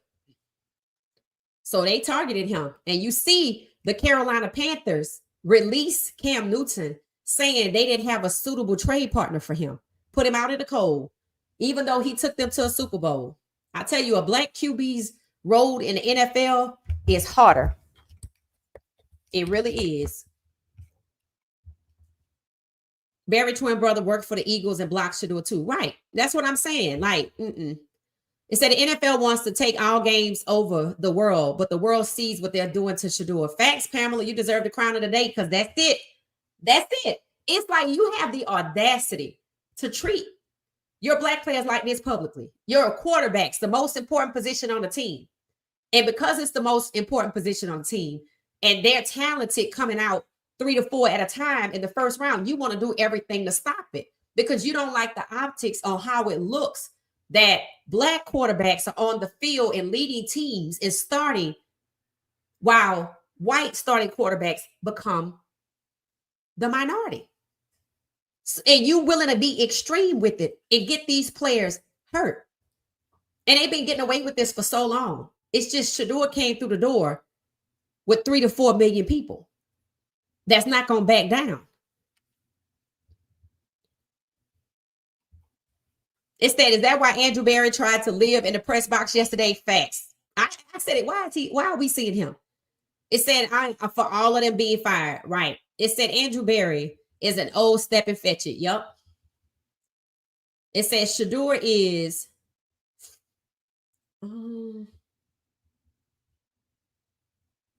so my thing with Shedeur getting sacked, right? He didn't throw an interception like Dillon did. And Shedeur proves over and over and over without trying that he's him up here. You don't have to prop him up. And even when the pressure is too much, like in a real live game, because that kind of pressure was the same kind of pressure that Pat Mahomes took in the Super Bowl. And you saw what happened to him. And Shedeur didn't throw an interception like Dillon did. That's what Stefanski was hoping for. That's why Dillon went first. And that's why Stefanski cut Shedeur off and didn't let him do the 2-minute to give him the opportunity to look good. He wanted him to look bad and end on a bad note. But I don't know who he's trying to convince. Like when they said, I don't feel comfortable with Dillon. Well, who is that coded? I don't feel comfortable with Shedeur. We're more comfortable with Dillon. Who is that for? Because you said that before the preseason game and the people you using this thinly veiled coded language to didn't even show up. So who is he trying to convince that Shedeur isn't good because ain't nobody buying it? Dillon? Well, it might work then, right? People want to say Stefanski's ego is the problem. Oh, no. He might have an ego, but he also has an issue with Shedeur Sanders leading this team because he doesn't think Shedeur Sanders belong. In his racially charged language, we're going to have to put him down. We feel more comfortable with Dillon. Like Shedeur trying to move into his neighborhood and it's white people and he don't want Shedeur to be the first black family. That's not ego. That's racism. And anybody that keeps talking about his ego is being dishonest. Yeah, I know he didn't like Baker Mayfield, but did he treat Baker Mayfield like this? Did he set Baker Mayfield up to get hurt? No, he didn't. He just didn't want to interact with him and to develop him and to him to be the quarterback because his system is trash. And somebody like Baker Mayfield would know. But when you show me where he held Baker Mayfield back, you show me where he said they're going to put Baker Mayfield down when he got hurt. Personally, I don't think he was behind the trade anyway. I think the NFL needed somewhere for Deshaun Watson to go. You saw the little clips and what happened with Miami. I wonder what happened to Jonathan Martin. I wonder if they had to find somewhere else for him to go. You saw the Washington Commanders. and how the misconduct was at the top. They talk about the Texans in there. Go watch it. It's good. This is the kind of things that need to come out about the NFL. It said, where are the black media reporters asking Stefanski questions? Cameron and Daniel Oyefuse, yeah, they ain't gonna go there. They'll get their press badge pulled. I find it interesting that the owners told the GM to take him off their boards because of his attitude, but were comfortable drafting guys with criminal records for all manners of heinous offenses. And check this out. Isaiah Bond came straight in off criminal charges, right? For SA, I believe, and was allowed to work out with the ones. Shedeur has not had the opportunity, although deserved, has not had the opportunity. And rather than when Pickett is injured, Shedeur takes over his reps because they say they fighting for reps. It's not enough reps to go around. That's a lie. They cut the number of reps. And then they brought Huntley in and gave him the reps. All Stefanski is doing is telling Shedeur you don't belong. Why you think the reporter asked Shedeur, do you belong on the roster? That's not a normal question. That's not a normal question. She repeated what Stefanski said because Stefanski's father, Ed Stefanski, was more of a GM with the 76ers because of who he knew in his cozy relationship with the media. Kevin learned that well from his father. I did the research. It's that forced the owner to sell the team. That's where we headed, Matthew. That's where we headed. It said, and he been throwing interceptions in practice last week, but you feel more comfortable, right? You can say that after he was horrible. That's what you want to say after Shedeur balls out. Then they want to say Shedeur balls out in the Panthers game. Well, we're more comfortable with Dylan. You know why they said that, right? Because Shedeur is undeniably good. And that was Kevin Stefanski's way of saying, I don't care how good you are. You don't belong. That's exactly what that was. That's all he's trying to prove. That's why he's going to have to put him down. It was too blatant. Kevin Stefanski went too far. He overshot, right? He is that one in the group that gets the bank robbers caught because he's doing too much. He got his own agenda. They just wanted to rob the bank, which means they just wanted to put Shedeur in the back of the depth chart. They was not trying to get him hurt and have all the attention drawn to them to where they need to be investigated. And that's where we are. And now they calling for him to be fired. That's what he get. They're not going to stop.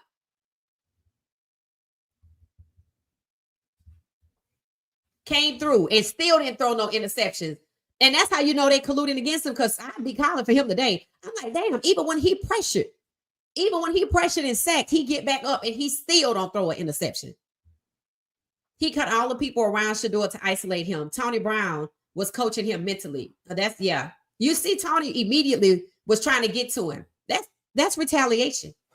It's that Dylan was overthrowing that ball. He didn't do good. I don't even know why he's playing. He shouldn't even be on the team. I think Huntley should be there. And this is the second time. Thank you, Miss Pamela. This is the second time. The Browns went and got Huntley and he get cut before the first game check. I'm like, don't call me no more. Don't call me. My thought is Shilo need to connect with Destroying. They all know each other. And they need to, if they can secure a field, because if Gunner, who has a 7-on-17, can get the Rose Bowl, they can get any field around here. And go out there and play 11-on-11 outside for about a week and a half. And I want you to stream it every day, whether it's overtime or well-off media or your own damn phone. Shiloh's engagement is too robust not to keep playing football with some of the other guys that got cut. 11-on-11. Stream it. Advertise it for 30 days that y'all going to be here, there, or wherever. You could do it. That's how you springboard to your own league. It would work. People get tired of the NFL. And now that you have channels like Football Explainer with all of these NFL scandals, they have 15 million subs. People are realizing, this is not for me. And then they're going to be stuck with a certain low level of talent. One man said it. This is why I put my son in soccer. I listen to clips from other sports. They talk about the sport, the skill, whether it's NASCAR or whether it's soccer or baseball, but not the NFL. When you scroll past their clips, they talking about personal things. The brand is dated. It's like they want to maintain control and they want to restrict transparency and they want to use the media to weaponize their message. So much so that Jerry Jones went on a little tour telling his side of the story. The owner he don't want to talk to, David Mulligetta, is black. Again, Shedeur need agent for what? Because Jerry Jones don't even want to talk to that man. And they say he's one of the most powerful agents out there. I'm like, he's also black. So maybe like there's an attack on black quarterbacks right now because they don't want the optics of 20 or 30 black quarterbacks playing every Sunday, playing in the 14 championship games and going down to 2 to the Super Bowl. Would it becoming a trend that black quarterbacks are in the Super Bowl? They being attacked. They went and got Carson Wentz off his couch now because it worked for Joe Flacco. But they cut DTR. He just got drafted in 2023. He done been on 2 teams. That's what they want to do to Shedeur. Draft him as a 5th string, trade him for some veteran who's white so they could trade places. That's how Kenny Pickett got to Cleveland. DTR got to Philly. They demoted him and put him on 3rd string from 2nd string. And now he cut. I don't know where he going to go, but that's what they do. Devalue you in the draft, 1 or 2 years somewhere. They getting ready to cut him for year 4 to make sure. You know why it's 4 years? Because the statute of limitations on collusion has run out. If they cut him in year 3 and nobody else picks him up, he could turn around and sue for collusion.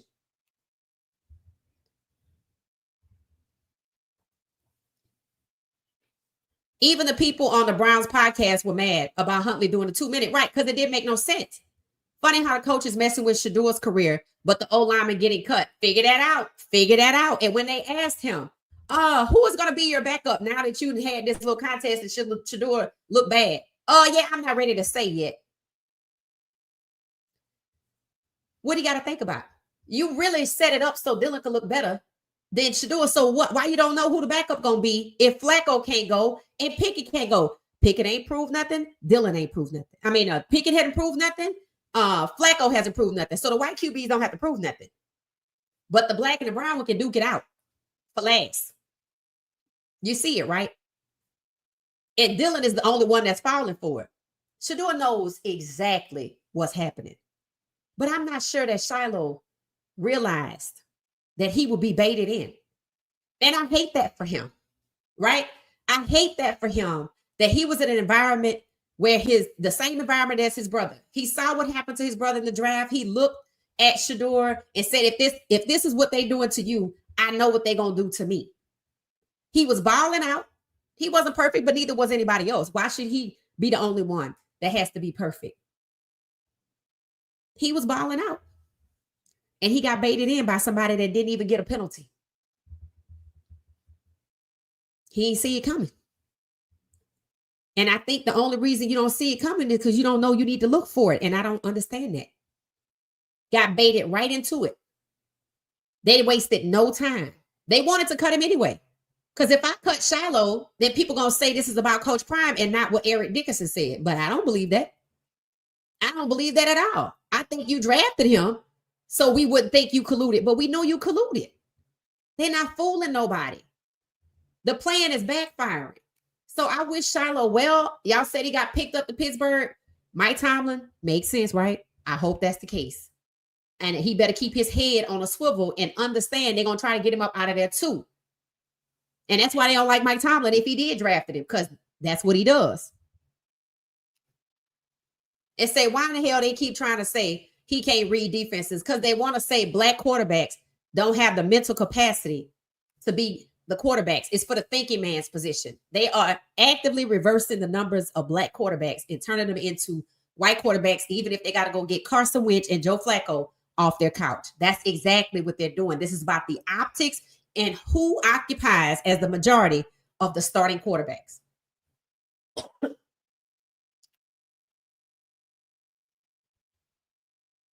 If that tight end would have caught the ball, it would have changed the drive. That's why he didn't catch it. That's why he didn't catch it. It's not he didn't catch it because he's not good. How did you get to the NFL if you're not good? You might not be the best, But you had to be better than the ones that didn't even get an invite. Again, what's that tight end's name? Somebody drop the tight end's name in the chat. He got highlights. Let's check him out. I bet he can catch. It said, did Dillon ever play with those scrubs? Nope. In fact, Shedeur developed 2 quarterbacks, and they took them from Shedeur and gave them to Dillon.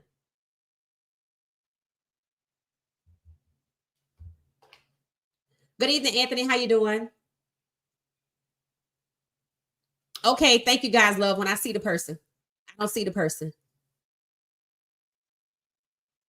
It said Dillon wouldn't be alive if that had happened. Oh, I totally agree. If that series of sacks had happened to Dillon, it would be like when you see the cartoon with the birds going around. He wouldn't survive that. He wouldn't survive that at all.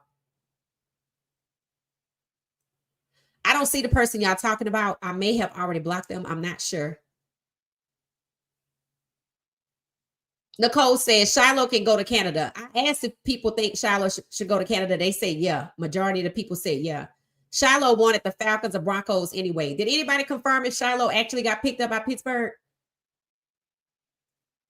Shedeur still threw more touchdowns than Dillon. Right. Shedeur still did better than Dillon in that same horrible situation. I'm an ATL fan. Shilo come to ATL. What Stefanski did is criminal. He should never be allowed to coach again. Fact, not even Pop Warner. You set a player up to get hurt. It's no different than Bountygate. We just ain't talked to the players that got cut yet to find out what was the give for you to sell out like that. Because I know you got highlight film that's better than that. They just think ain't nobody gonna ask. I keep hearing rumors Shiloh's going to Cleveland. Okay, Mac. Did somebody find out if Shilo went to Pittsburgh? Because I don't know yet. Ice Cube started the big 3. Right. All you have to do is just start somewhere. Right. I'm not saying you have to go out there with color-coded uniforms and helmets. No, but you can get some helmets from the local sports store, and you can get some clothes and just run out there and play 11 on 11 and stream it, and we gonna come watch it. We gonna come watch it. You owe it to yourself to do that, especially if no team picks you up. You know you're good. You made a mistake. Look at Isaiah Bond. He made a mistake, and it's way worse than punching a player that grabbed your face mask and tried to throw you around with it. That tells you right there that he was baited. It said like the 3-on-3 basketball league. Yeah, just start somewhere. If these 7-on-7 teams can get looks to the point where, hell, some of them following Travis Hunter high school games, and he don't even come out to 2027. Just stream it. Just stream it. Just go out there and stream it.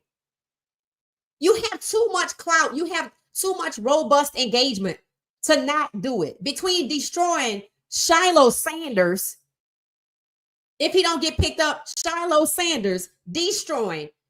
Go get what's his name? Kai Cenat. Go get him. Go get Drewski. And y'all just go out there and stream it. And let Kai Cenat and Drewski do what they do, make people laugh. And stream it live. And y'all play football. You don't need but 22 of y'all. 22 people got cut. Y'all know each other. Go out there and stream it. Y'all have too much power to not do it. The NFL is raggedy, bro. I can see the Raiders picking up Shilo. They need help. I can see everybody standing against him if he don't get picked up. What Stefanski did, he should never be allowed to coach. Totally agree. David Dillon trying to get his players killed. He could trust Tony. He could, but he gone now. So he could have. He could have. But what I'm saying is, when you look at who's left, who can he really trust on that field to catch the ball? Who can he trust to catch the ball? Gage? You think they're going to let Shedeur play with Gage? When they realized Shedeur and Gage were the dynamic duo, they split them up. That's why they split them up. When I heard the announcer say Shedeur and Gage can read each other's minds, they split them up right there and gave Gage to Dillon. But Dillon didn't. What receiver did Dillon develop? Shedeur developed 2 in that short amount of time. Dillon ain't developed nobody. Shedeur can't trust nobody on the team. Facts. He can't go to Stefanski house for dinner for sure. He can't go to Andrew Berry house for dinner. He can't go nowhere with Haslam. And Jerry Judy and them, none of them. None of them. Did you see what happened to who? Oh, did you see what happened to rappers Cosby who wanted their own label or TV was all cut down? You still got to keep doing it. You still got to keep doing it. You do. It don't matter about that, right? It don't matter about that. For one, they so arrogant, they don't even think it's going to work. But see, the problem is Cosby's background. See, you can't come for them when you done messed up like that. That's the problem. And that's what happens when you young like that. They come to you when you young and you don't think you're going to get to that point, and they going to make sure they get some on you. Yeah, that's what they do. And then when you want to get to where we are, we're going to remind you, we got this on you. That's Black Hollywood, period. You have to wonder how some of these people got where they are. That's why most of them are related to each other. Look at how many of them related to each other. I feel bad for the Sanders boys. These boys are the only ones that get coverage from the media, and that's why they need to start. Man, honestly, I don't. I think if they crazy enough to let Shedeur go, Shedeur could start legendary football, pro football, like that. He got the reach. He have what his dad have. He has that effect. It's just the Shedeur effect. He got the younger generation. That's what the NFL want, but that's not what they have.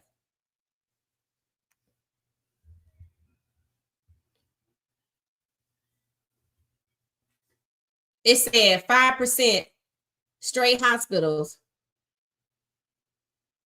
It said, yeah, if I was Shedeur, I wouldn't trust anybody. Yeah, Tony gone. Tony gone. I sure hate it. Also, Stefanski and Dylan Gabriel should be greenlit and not be able to walk freely. What? William said, oh, okay. All right, William, we don't know what side you're on yet, but let me figure it out. It said, did you see them laughing on the sideline? Oh, yeah, I did. And it was true. And I don't know what they was laughing at other than Shedeur watching him fail. But it's okay. Shedeur gonna eat that for lunch. Lil Dollar General is the interception pro. Oh, that's what they calling him? Oh, my God. No, that's what they was calling him. It said, Dallas, Jerry still wants Dion. No, he don't. No, he don't.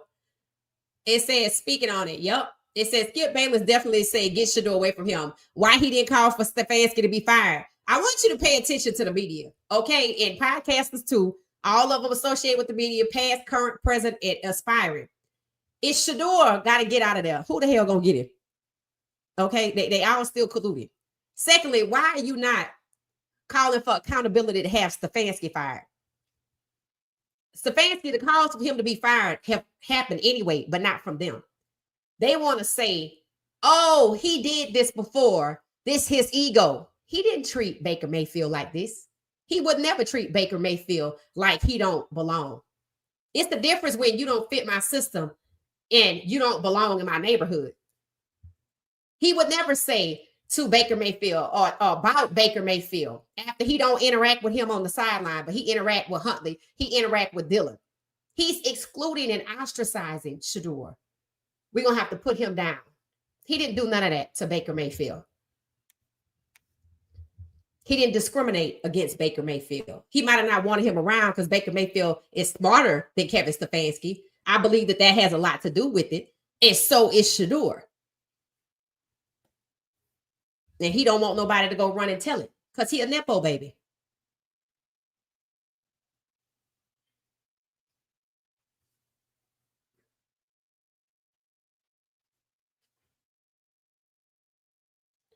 Skip looked like he was ready to pull it and set it off. The Rams seemed like they were in on it too. I don't know. I saw some Rams players kind of like seeing if Shedeur was okay.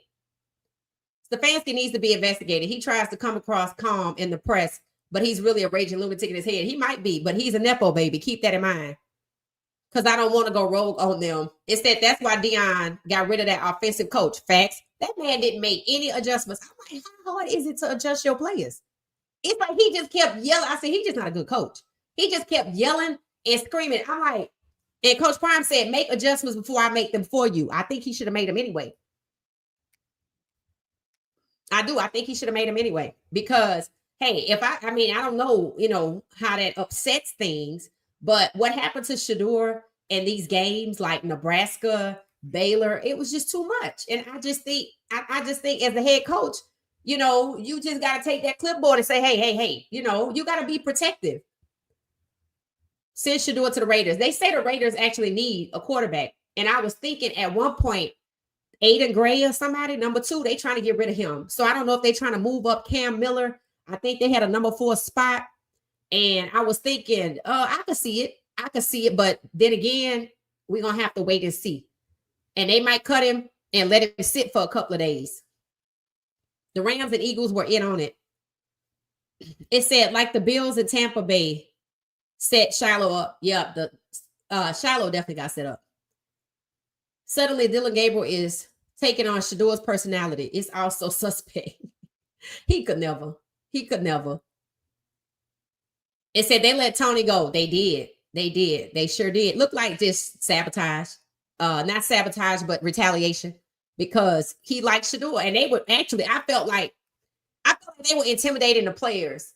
So the first teamers don't connect with Shedeur. Like forcing Jerry Jeudy to share a locker so he didn't become the connection to Shedeur. But they already messed up with Shedeur, right? Holding him back, not giving him equal opportunity. Hey, Big Money, how you doing? It said, glad I found your channel. It seems like you really know what's up. Coming from a Commanders fan, have a fun season over there. All right, well, come back over here. Thank you for hanging out with us, Big Money. I appreciate it. Thank you for the love. Oh, and a new member. All right, you're going to be hanging out with us every Friday then. Okay, cool. So, y'all, we have a new member hanging out with us. Excellent.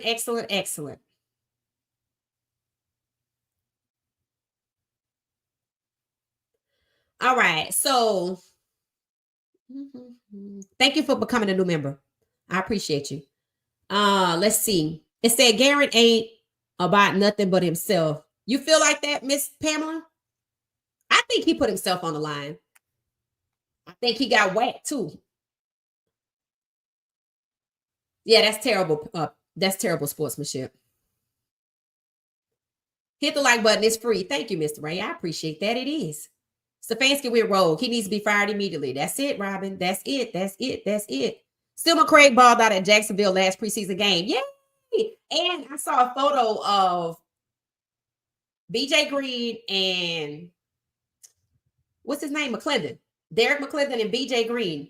So people think BJ Green made the roster. Did y'all see any cuts from Jacksonville? Let me know.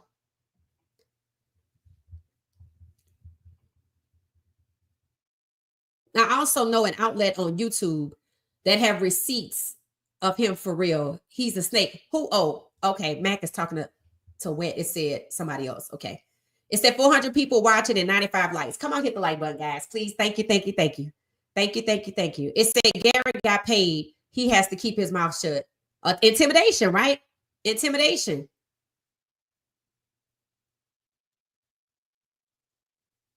I wish Skip Bayless would have called for accountability for Kevin Stefanski to be fired. Because I think Skip Bayless knows Shedeur is being colluded. You think Skip Bayless don't know that no other team wants to get Shedeur? Remember, he said it himself last week. I mean, Jerry could get Shedeur. He said it after the draft. You mean to tell me Jerry Jones didn't get Shedeur? He actually said he texted Haslam to tell Haslam to let Shedeur play against Cincinnati, which they might do. Like they did DTR against Baltimore, something they think he would fail. They're going to pick easy stuff for Dylan.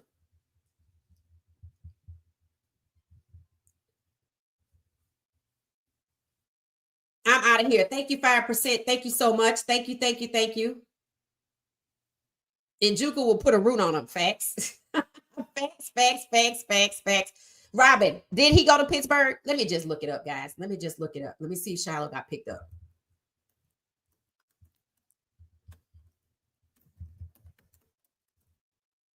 Let me see.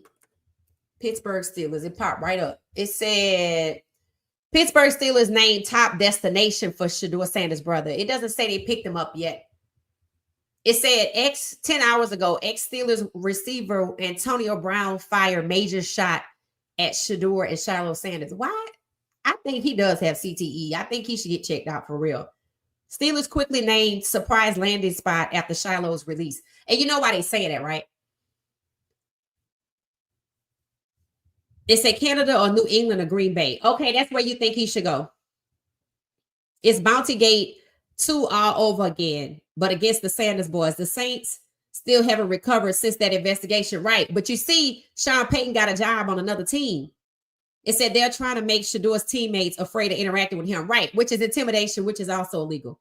Hey, Clara, how you doing? Welcome, welcome, welcome. Skip's so frustrated he don't know what to do. Right? Why he don't call for Stefanski to be fired? That's what he should do.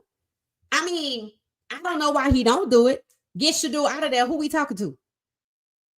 Why he just don't call for Stefanski to be fired?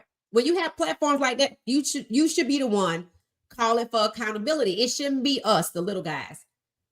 They don't hear our voices. It said, let us pray that Tony gets picked up by another team. Don't be surprised if he don't.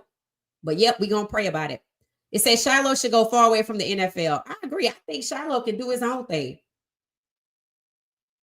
They feel like they hurting them because they always want to play because of their dad. That's just evil. That's evil. I think they're too good. I think the kind of players they're looking for are the kind of players that's not going to say nothing and laugh. They want the ones that's going to laugh in people like Shedeur's situation. That's not going to say anything when Shedeur is being discriminated against or abused. They're not going to say nothing.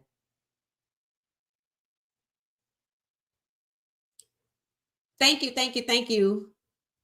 It said, don't be surprised if the officials treat Flacco, Pickett, and Dylan like Brady with them flags, roughing the passer. I wouldn't be surprised. They know Dylan can't handle the pressure. Here to listen to.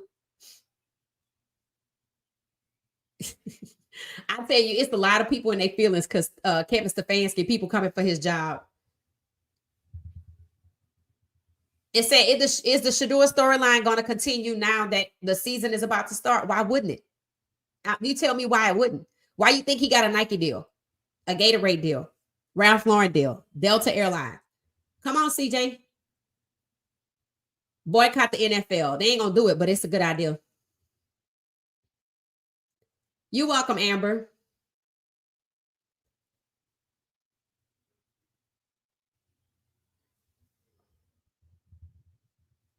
Boycott the Browns. That's the start.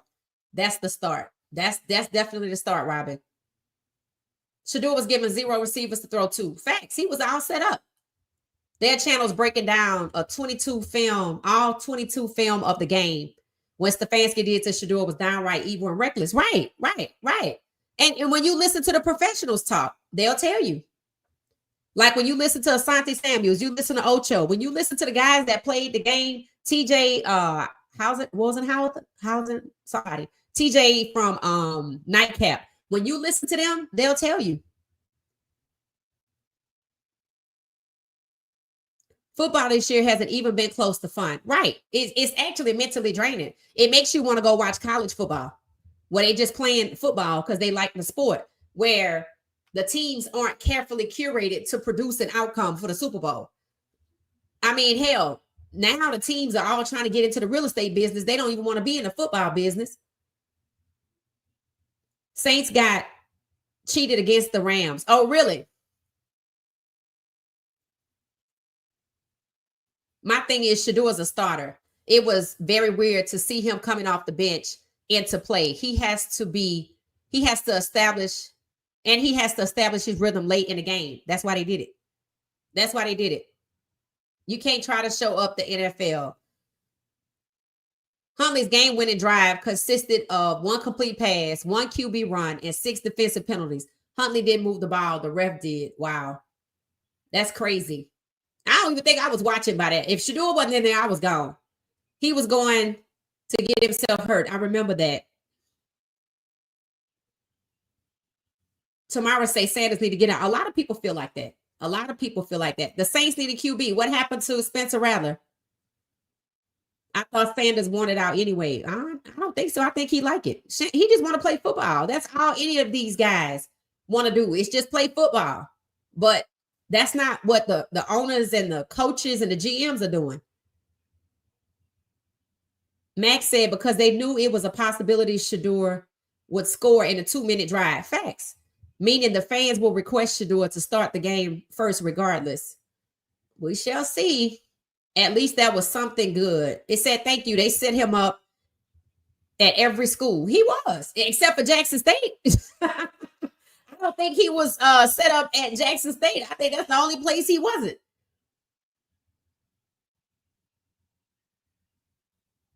He need to get the hell out of there. They are up to something. Can the Saints sign him? That's going from what they say? That's going from hell to hell on earth, I guess. Not with that GM Mickey Loomis. Absolutely not. That's why I shared the clip. Maybe you weren't with us, Tamara. Watch the video, the link in the chat. Watch the video. Annette said, great live. Thank you, Annette. I appreciate you. Thank you so much for that. That's very nice. Thank you. Thank you for the support. Thank you for the kind words. Why did the Saints pass over Sanders anyway? The Saints have never drafted a quarterback in the first round since Arch Manning, which means they've never drafted a black quarterback in the first round. And they don't want one. It said they cut Shilo and Shedeur. No, they just cut Shilo, Isaiah. But I think Shedeur said his thank you for the opportunity because he feels like he could get cut. So, I mean, based on the way Stefanski treats him, I could see why he thinks that. Stefanski's treating him like we don't want you, so why wouldn't he think he's going to get cut? Barbara said they needed Barry to be the scapegoat, the black on black scenario. Thank you, Barbara. It says same with Shilo. The black coach would have to break the news. Right. Only then was his contract extended. Right. And here's the thing, right? I felt like they knew that his coach wasn't going to cut him. So they created a scenario that seemed genuine. And I'm sure his coach thought about it later on. So his coach, in other words, kind of going over Mike Tomlin's head to make sure he don't get Shedeur. They did the same thing. Shedeur stuck at 4th on the bench. That's probably the best place for him. That's probably the best place for him. What they did to Tony was trash, though. The Saints did it to themselves, right? It's time to focus on the Most High. You always focus on the Most High, but you do need to use your voice, Lily. As you can see, it's working. Saints lost to Patrick Mahomes and Lamar Jackson. Oh, I think the Saints are just a bad organization. Just like Sydney's saying about Cleveland, that the Saints, it's just not a good organization. It doesn't have good culture at the top. They're not focused on winning games. They're focused on keeping certain people out at the top spots. I don't think Barry picked Shedeur. None of them did. He was forced there.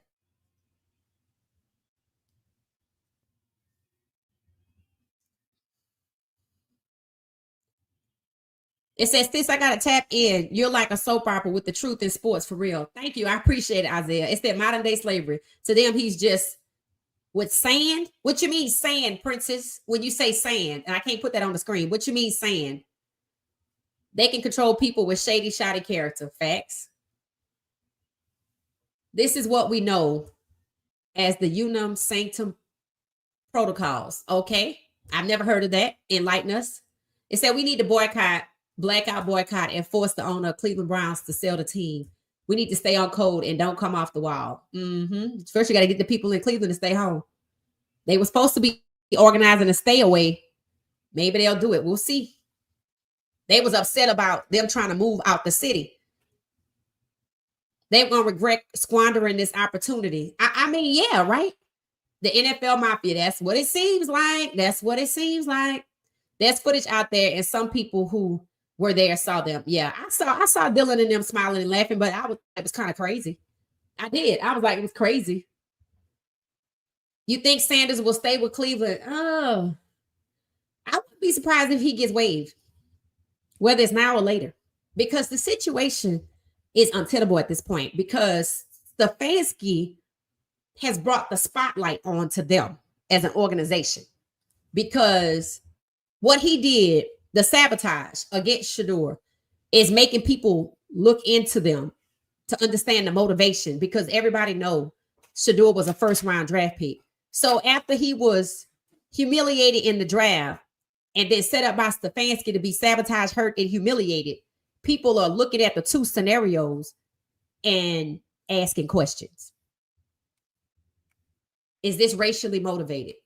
There's evidence to prove his draft push was racially motivated. There's evidence to prove that Stefanski's, I guess you could say, mistreatment of Shedeur, discriminatory behavior towards Shedeur, racially charged language is racially motivated. There's evidence. There's evidence. That's why people calling for his job, because there's evidence. They're not calling for a job for nothing. They're calling because there's evidence. So it doesn't make sense to take Sanders out. He didn't have the same protection, right? People said it was like night and day. The protection. That's why Stefanski using guys that he's going to cut makes you think, oh, so you believe that nobody can go to these guys and ask them what were they told to do. That's what it's given. Oh, I could use them because they're not going to be here. They already knew they were on the cut list. And he should be fired for incompetence, and they could say that, right? They could investigate and say, well, you shouldn't have did it this way. And that's how they get away from racism. They don't want the racism label. I mean, they got 2 open lawsuits for racial discrimination, and they settled one for $1 billion. I mean, this is number 4. Kevin Stefanski has shined a light on what should be number 4. Racial discrimination against Shedeur Sanders by the head coach, Kevin Stefanski.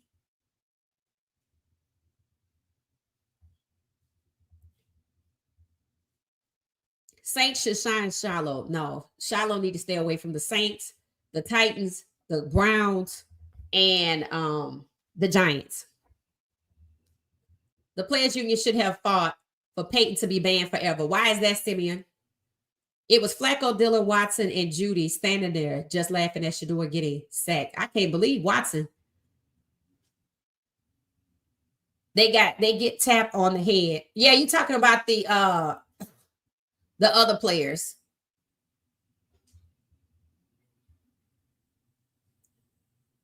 Saints didn't draft him because they thought Derek Carr was their future. Saints didn't draft Shedeur because they've never drafted a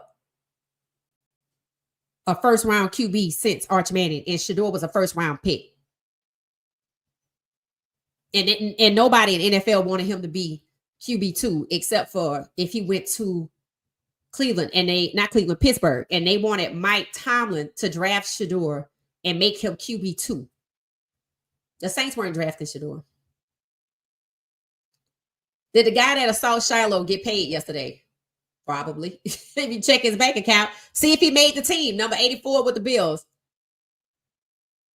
Why does Shilo stay there? What do you mean? What do you mean? Why does he stay there?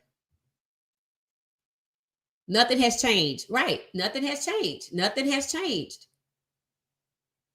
And if it has, they trying to change it back. Over 400 people in the chat. Show some love. Yep. Thank you. Hit the like button. Hit the like button. Hit the like button. It's 472. Hit the like button. So, I feel like I brought a lot of things to light. People coming for Stefanski's job. Shilo, should he go to Canada if he doesn't get picked up? I wouldn't be surprised if he don't get picked up. Shedeur already saying his thank yous for the opportunity. Just in case, he get cut. Thank you for the support. Thank you for the love. It could happen, right?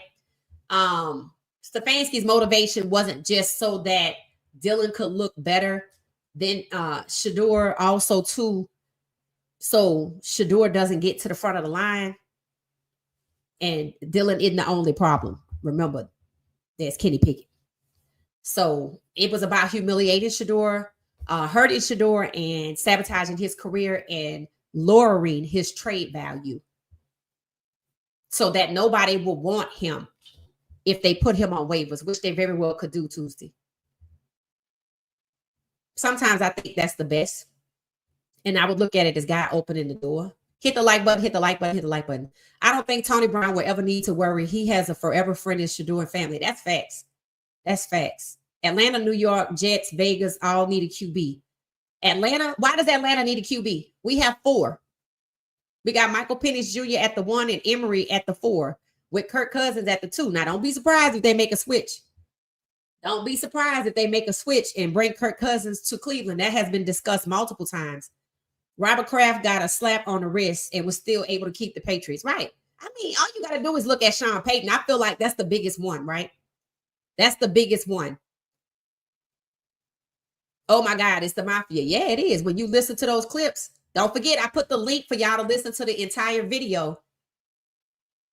I put the link in the chat. Y'all got to watch the whole video. You got to watch it. You can come back and tell me which was the most egregious scandal, but you got to watch it. The crowd cheered when 12 got in the game. They said he was the fan favorite. I don't think they knew Carr was going to retire. And then he retired right after that.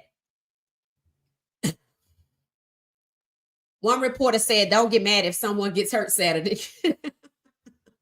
Schumer and Kevin are close.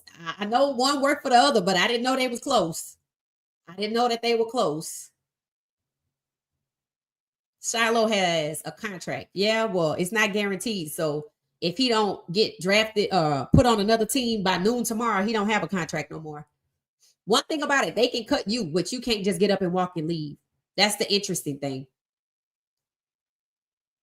That's what I'm saying. There's talk of defense getting back at Flacco and Dillon, but those officials will definitely be on their jobs with the flags, right? And don't forget, their guarantees are tied to on-field performance now.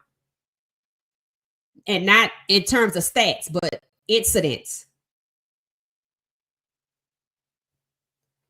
Max said he think it's Pat. Yeah, it's somebody. It's somebody. It's somebody for sure. It seems like it took Schumer a couple of years to appear comfortable under how Coach Prime coaches. Interesting. Interesting. Matt said he trying to connect the dots. Raymond said, I'm a white man. Ain't know for a fact the Browns are being racist, hateful, and trying to ruin their best QB in the draft. Raymond, tell us why, though. Are you saying because they're racist and they just don't want a black quarterback?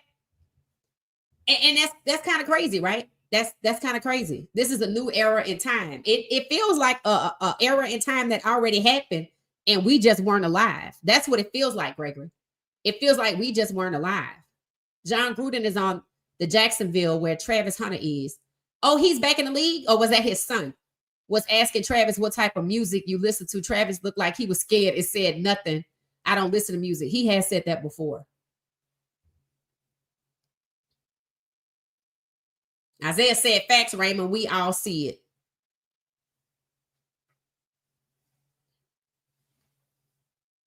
Saints need a corner. I'm telling you, if they don't pick him up, and it's because they want to prove what? What did they say in the draft? What did the media say? Coach Prime this, Coach Prime that, right? That's what they want to. That's what they want to prove with Shilo, right? They know what people were gonna say about what happened. I'm like, why y'all just didn't give 84? Why you just didn't give 84 a penalty? But you could have did that. I mean, you didn't want to kick him out. Shilo was wrong, but you didn't even give 84 a penalty. Jim Crow. That's what people are missing about all of the things that are happening, where they're trying to go to. They're not just trying to change the number of black quarterbacks and reduce those numbers for optics. They trying to get back to Jim Crow, where there's a Jim Crow culture in the NFL that black players like Tony can't run up to another black player in distress. But that white players like Flacco and Pickett can come in with a cushy job and don't have to prove anything. And Shedeur and Dillon have to duke it out in a fake competition that wasn't going to ever matter because they knew they wanted Pickett and Flacco, who are white, in front of Dillon and Shedeur, who are not. That's the most egregious part about it. And Dillon he's not seeing it. It's clear the NFL has it out for the Sanders. The Ravens should pick up Shilo. Hey, Highway Trapper. It said they can develop him. The Ravens would be a good place. New subscriber here. Love your life. Thank you so much. Thank you. Thank you. And you know what I think too? I think the Ravens would be good. I honestly do. I think they could use some more people on defense. So I totally agree with you. So thank you for sharing with us. All right, y'all, we getting ready to wrap it up. I hope y'all go watch the video. I did put the link in the chat. Please go watch the video. Listen to it if you're traveling. Mac, don't worry about the typos. Listen to the video. There are other cases there where y'all will see this how rampant corruption, dysfunction, racism runs through the NFL. Go watch. It's documented. So Brian Flores' case, I can see why it's moving forward because I know he has some damning evidence, and hell, it might already be made public.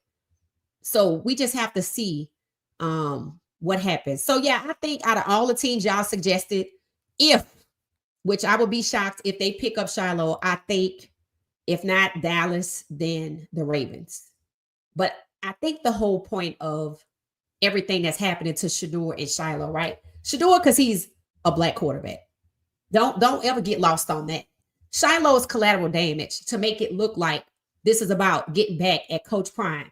And it takes the conversation away from racism because that's what they want to do. They don't want a fourth racial discrimination case. And they definitely don't want a class action racial discrimination case by fans.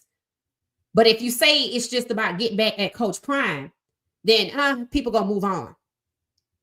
Even if you say they colluded against him because they want to teach him a lesson. I know they colluded against him, and collusion is illegal regardless of why you did it. But they'd rather say it's because we want to teach him a lesson rather than he's a black starting quarterback and we don't want any more of them. We don't want quarterbacks like Shedeur Sanders. That's what they don't want to say. So they're going to spin this however they want to spin this. But at the end of the day, just like Shedeur was hurt in the draft, he was hurt in that game. And you could see in the game, it was intentional. So you should be able to see it was intentional in the draft. And just like they said in the draft, it was about Coach Prime. That was a lie because what Kevin Stefanski did to sabotage and set up Shedeur to fail and get hurt had nothing to do with Coach Prime. Absolutely nothing. It had everything to do with Kevin Stefanski and his belief and perception that Shedeur doesn't belong. So they're going to have to put him down, which is racially charged language. It was racism in the draft. It's racism right now in Cleveland. Coach Prime was the scapegoat. It still is in some people's minds. In the draft, the CU players were collateral damage. They all got devalued. In the season, Shilo is the collateral damage to keep the lie going that this is about Coach Prime. Don't get lost on that. This is racism. It's not about Stefanski's ego. It's about Stefanski believing that because Shedeur is a young black man, he's not fit for the thinking man's position in the NFL. The quarterback, the most important position in the NFL, solely because, and independent of his talent, because he's black. All right, I'm getting out of here. We'll be back tomorrow. I don't know if we got a Shedeur trade watch here. I don't know if the best thing is in one respect, I can see that Shedeur is in the best team possible, even though it's hell, because he has an easy path to get to QB1. If he go to Vegas, it's not an easy path. He's gonna have to get past Geno Smith, and I don't want them to have to compete. I don't want them to have to compete. I don't even want Shedeur to have to move. But what has happened shows you that Shedeur doesn't have anybody he could trust in Cleveland. So it seemed like it's best that he move on. What that is, I don't know. But I don't think it should be where other black quarterbacks are stacked up as pairs or triplets just to continue to devalue and push Shedeur away from the QB1 spot. He is a first-year starter. So I don't think racism should win. That's what I'm saying. All right, y'all, we're going to get out of here. I'll see y'all tomorrow. Thanks for hanging out. Thanks for the new members. Thanks for the love. Thanks for the support. Thanks for the engagement. Thanks for the cash, because I'm going to use it to buy something that has something to do with this podcast, because I'm constantly elevating the podcast to the next level. So thank you so much for that. And I'll see y'all tomorrow. Thanks for watching What She Said Sports. Good night, everybody. Thank you. Thank you for watching What She Said Sports. Be sure to join our daily live stream and listen up to What She Said Sports on the go on Spotify.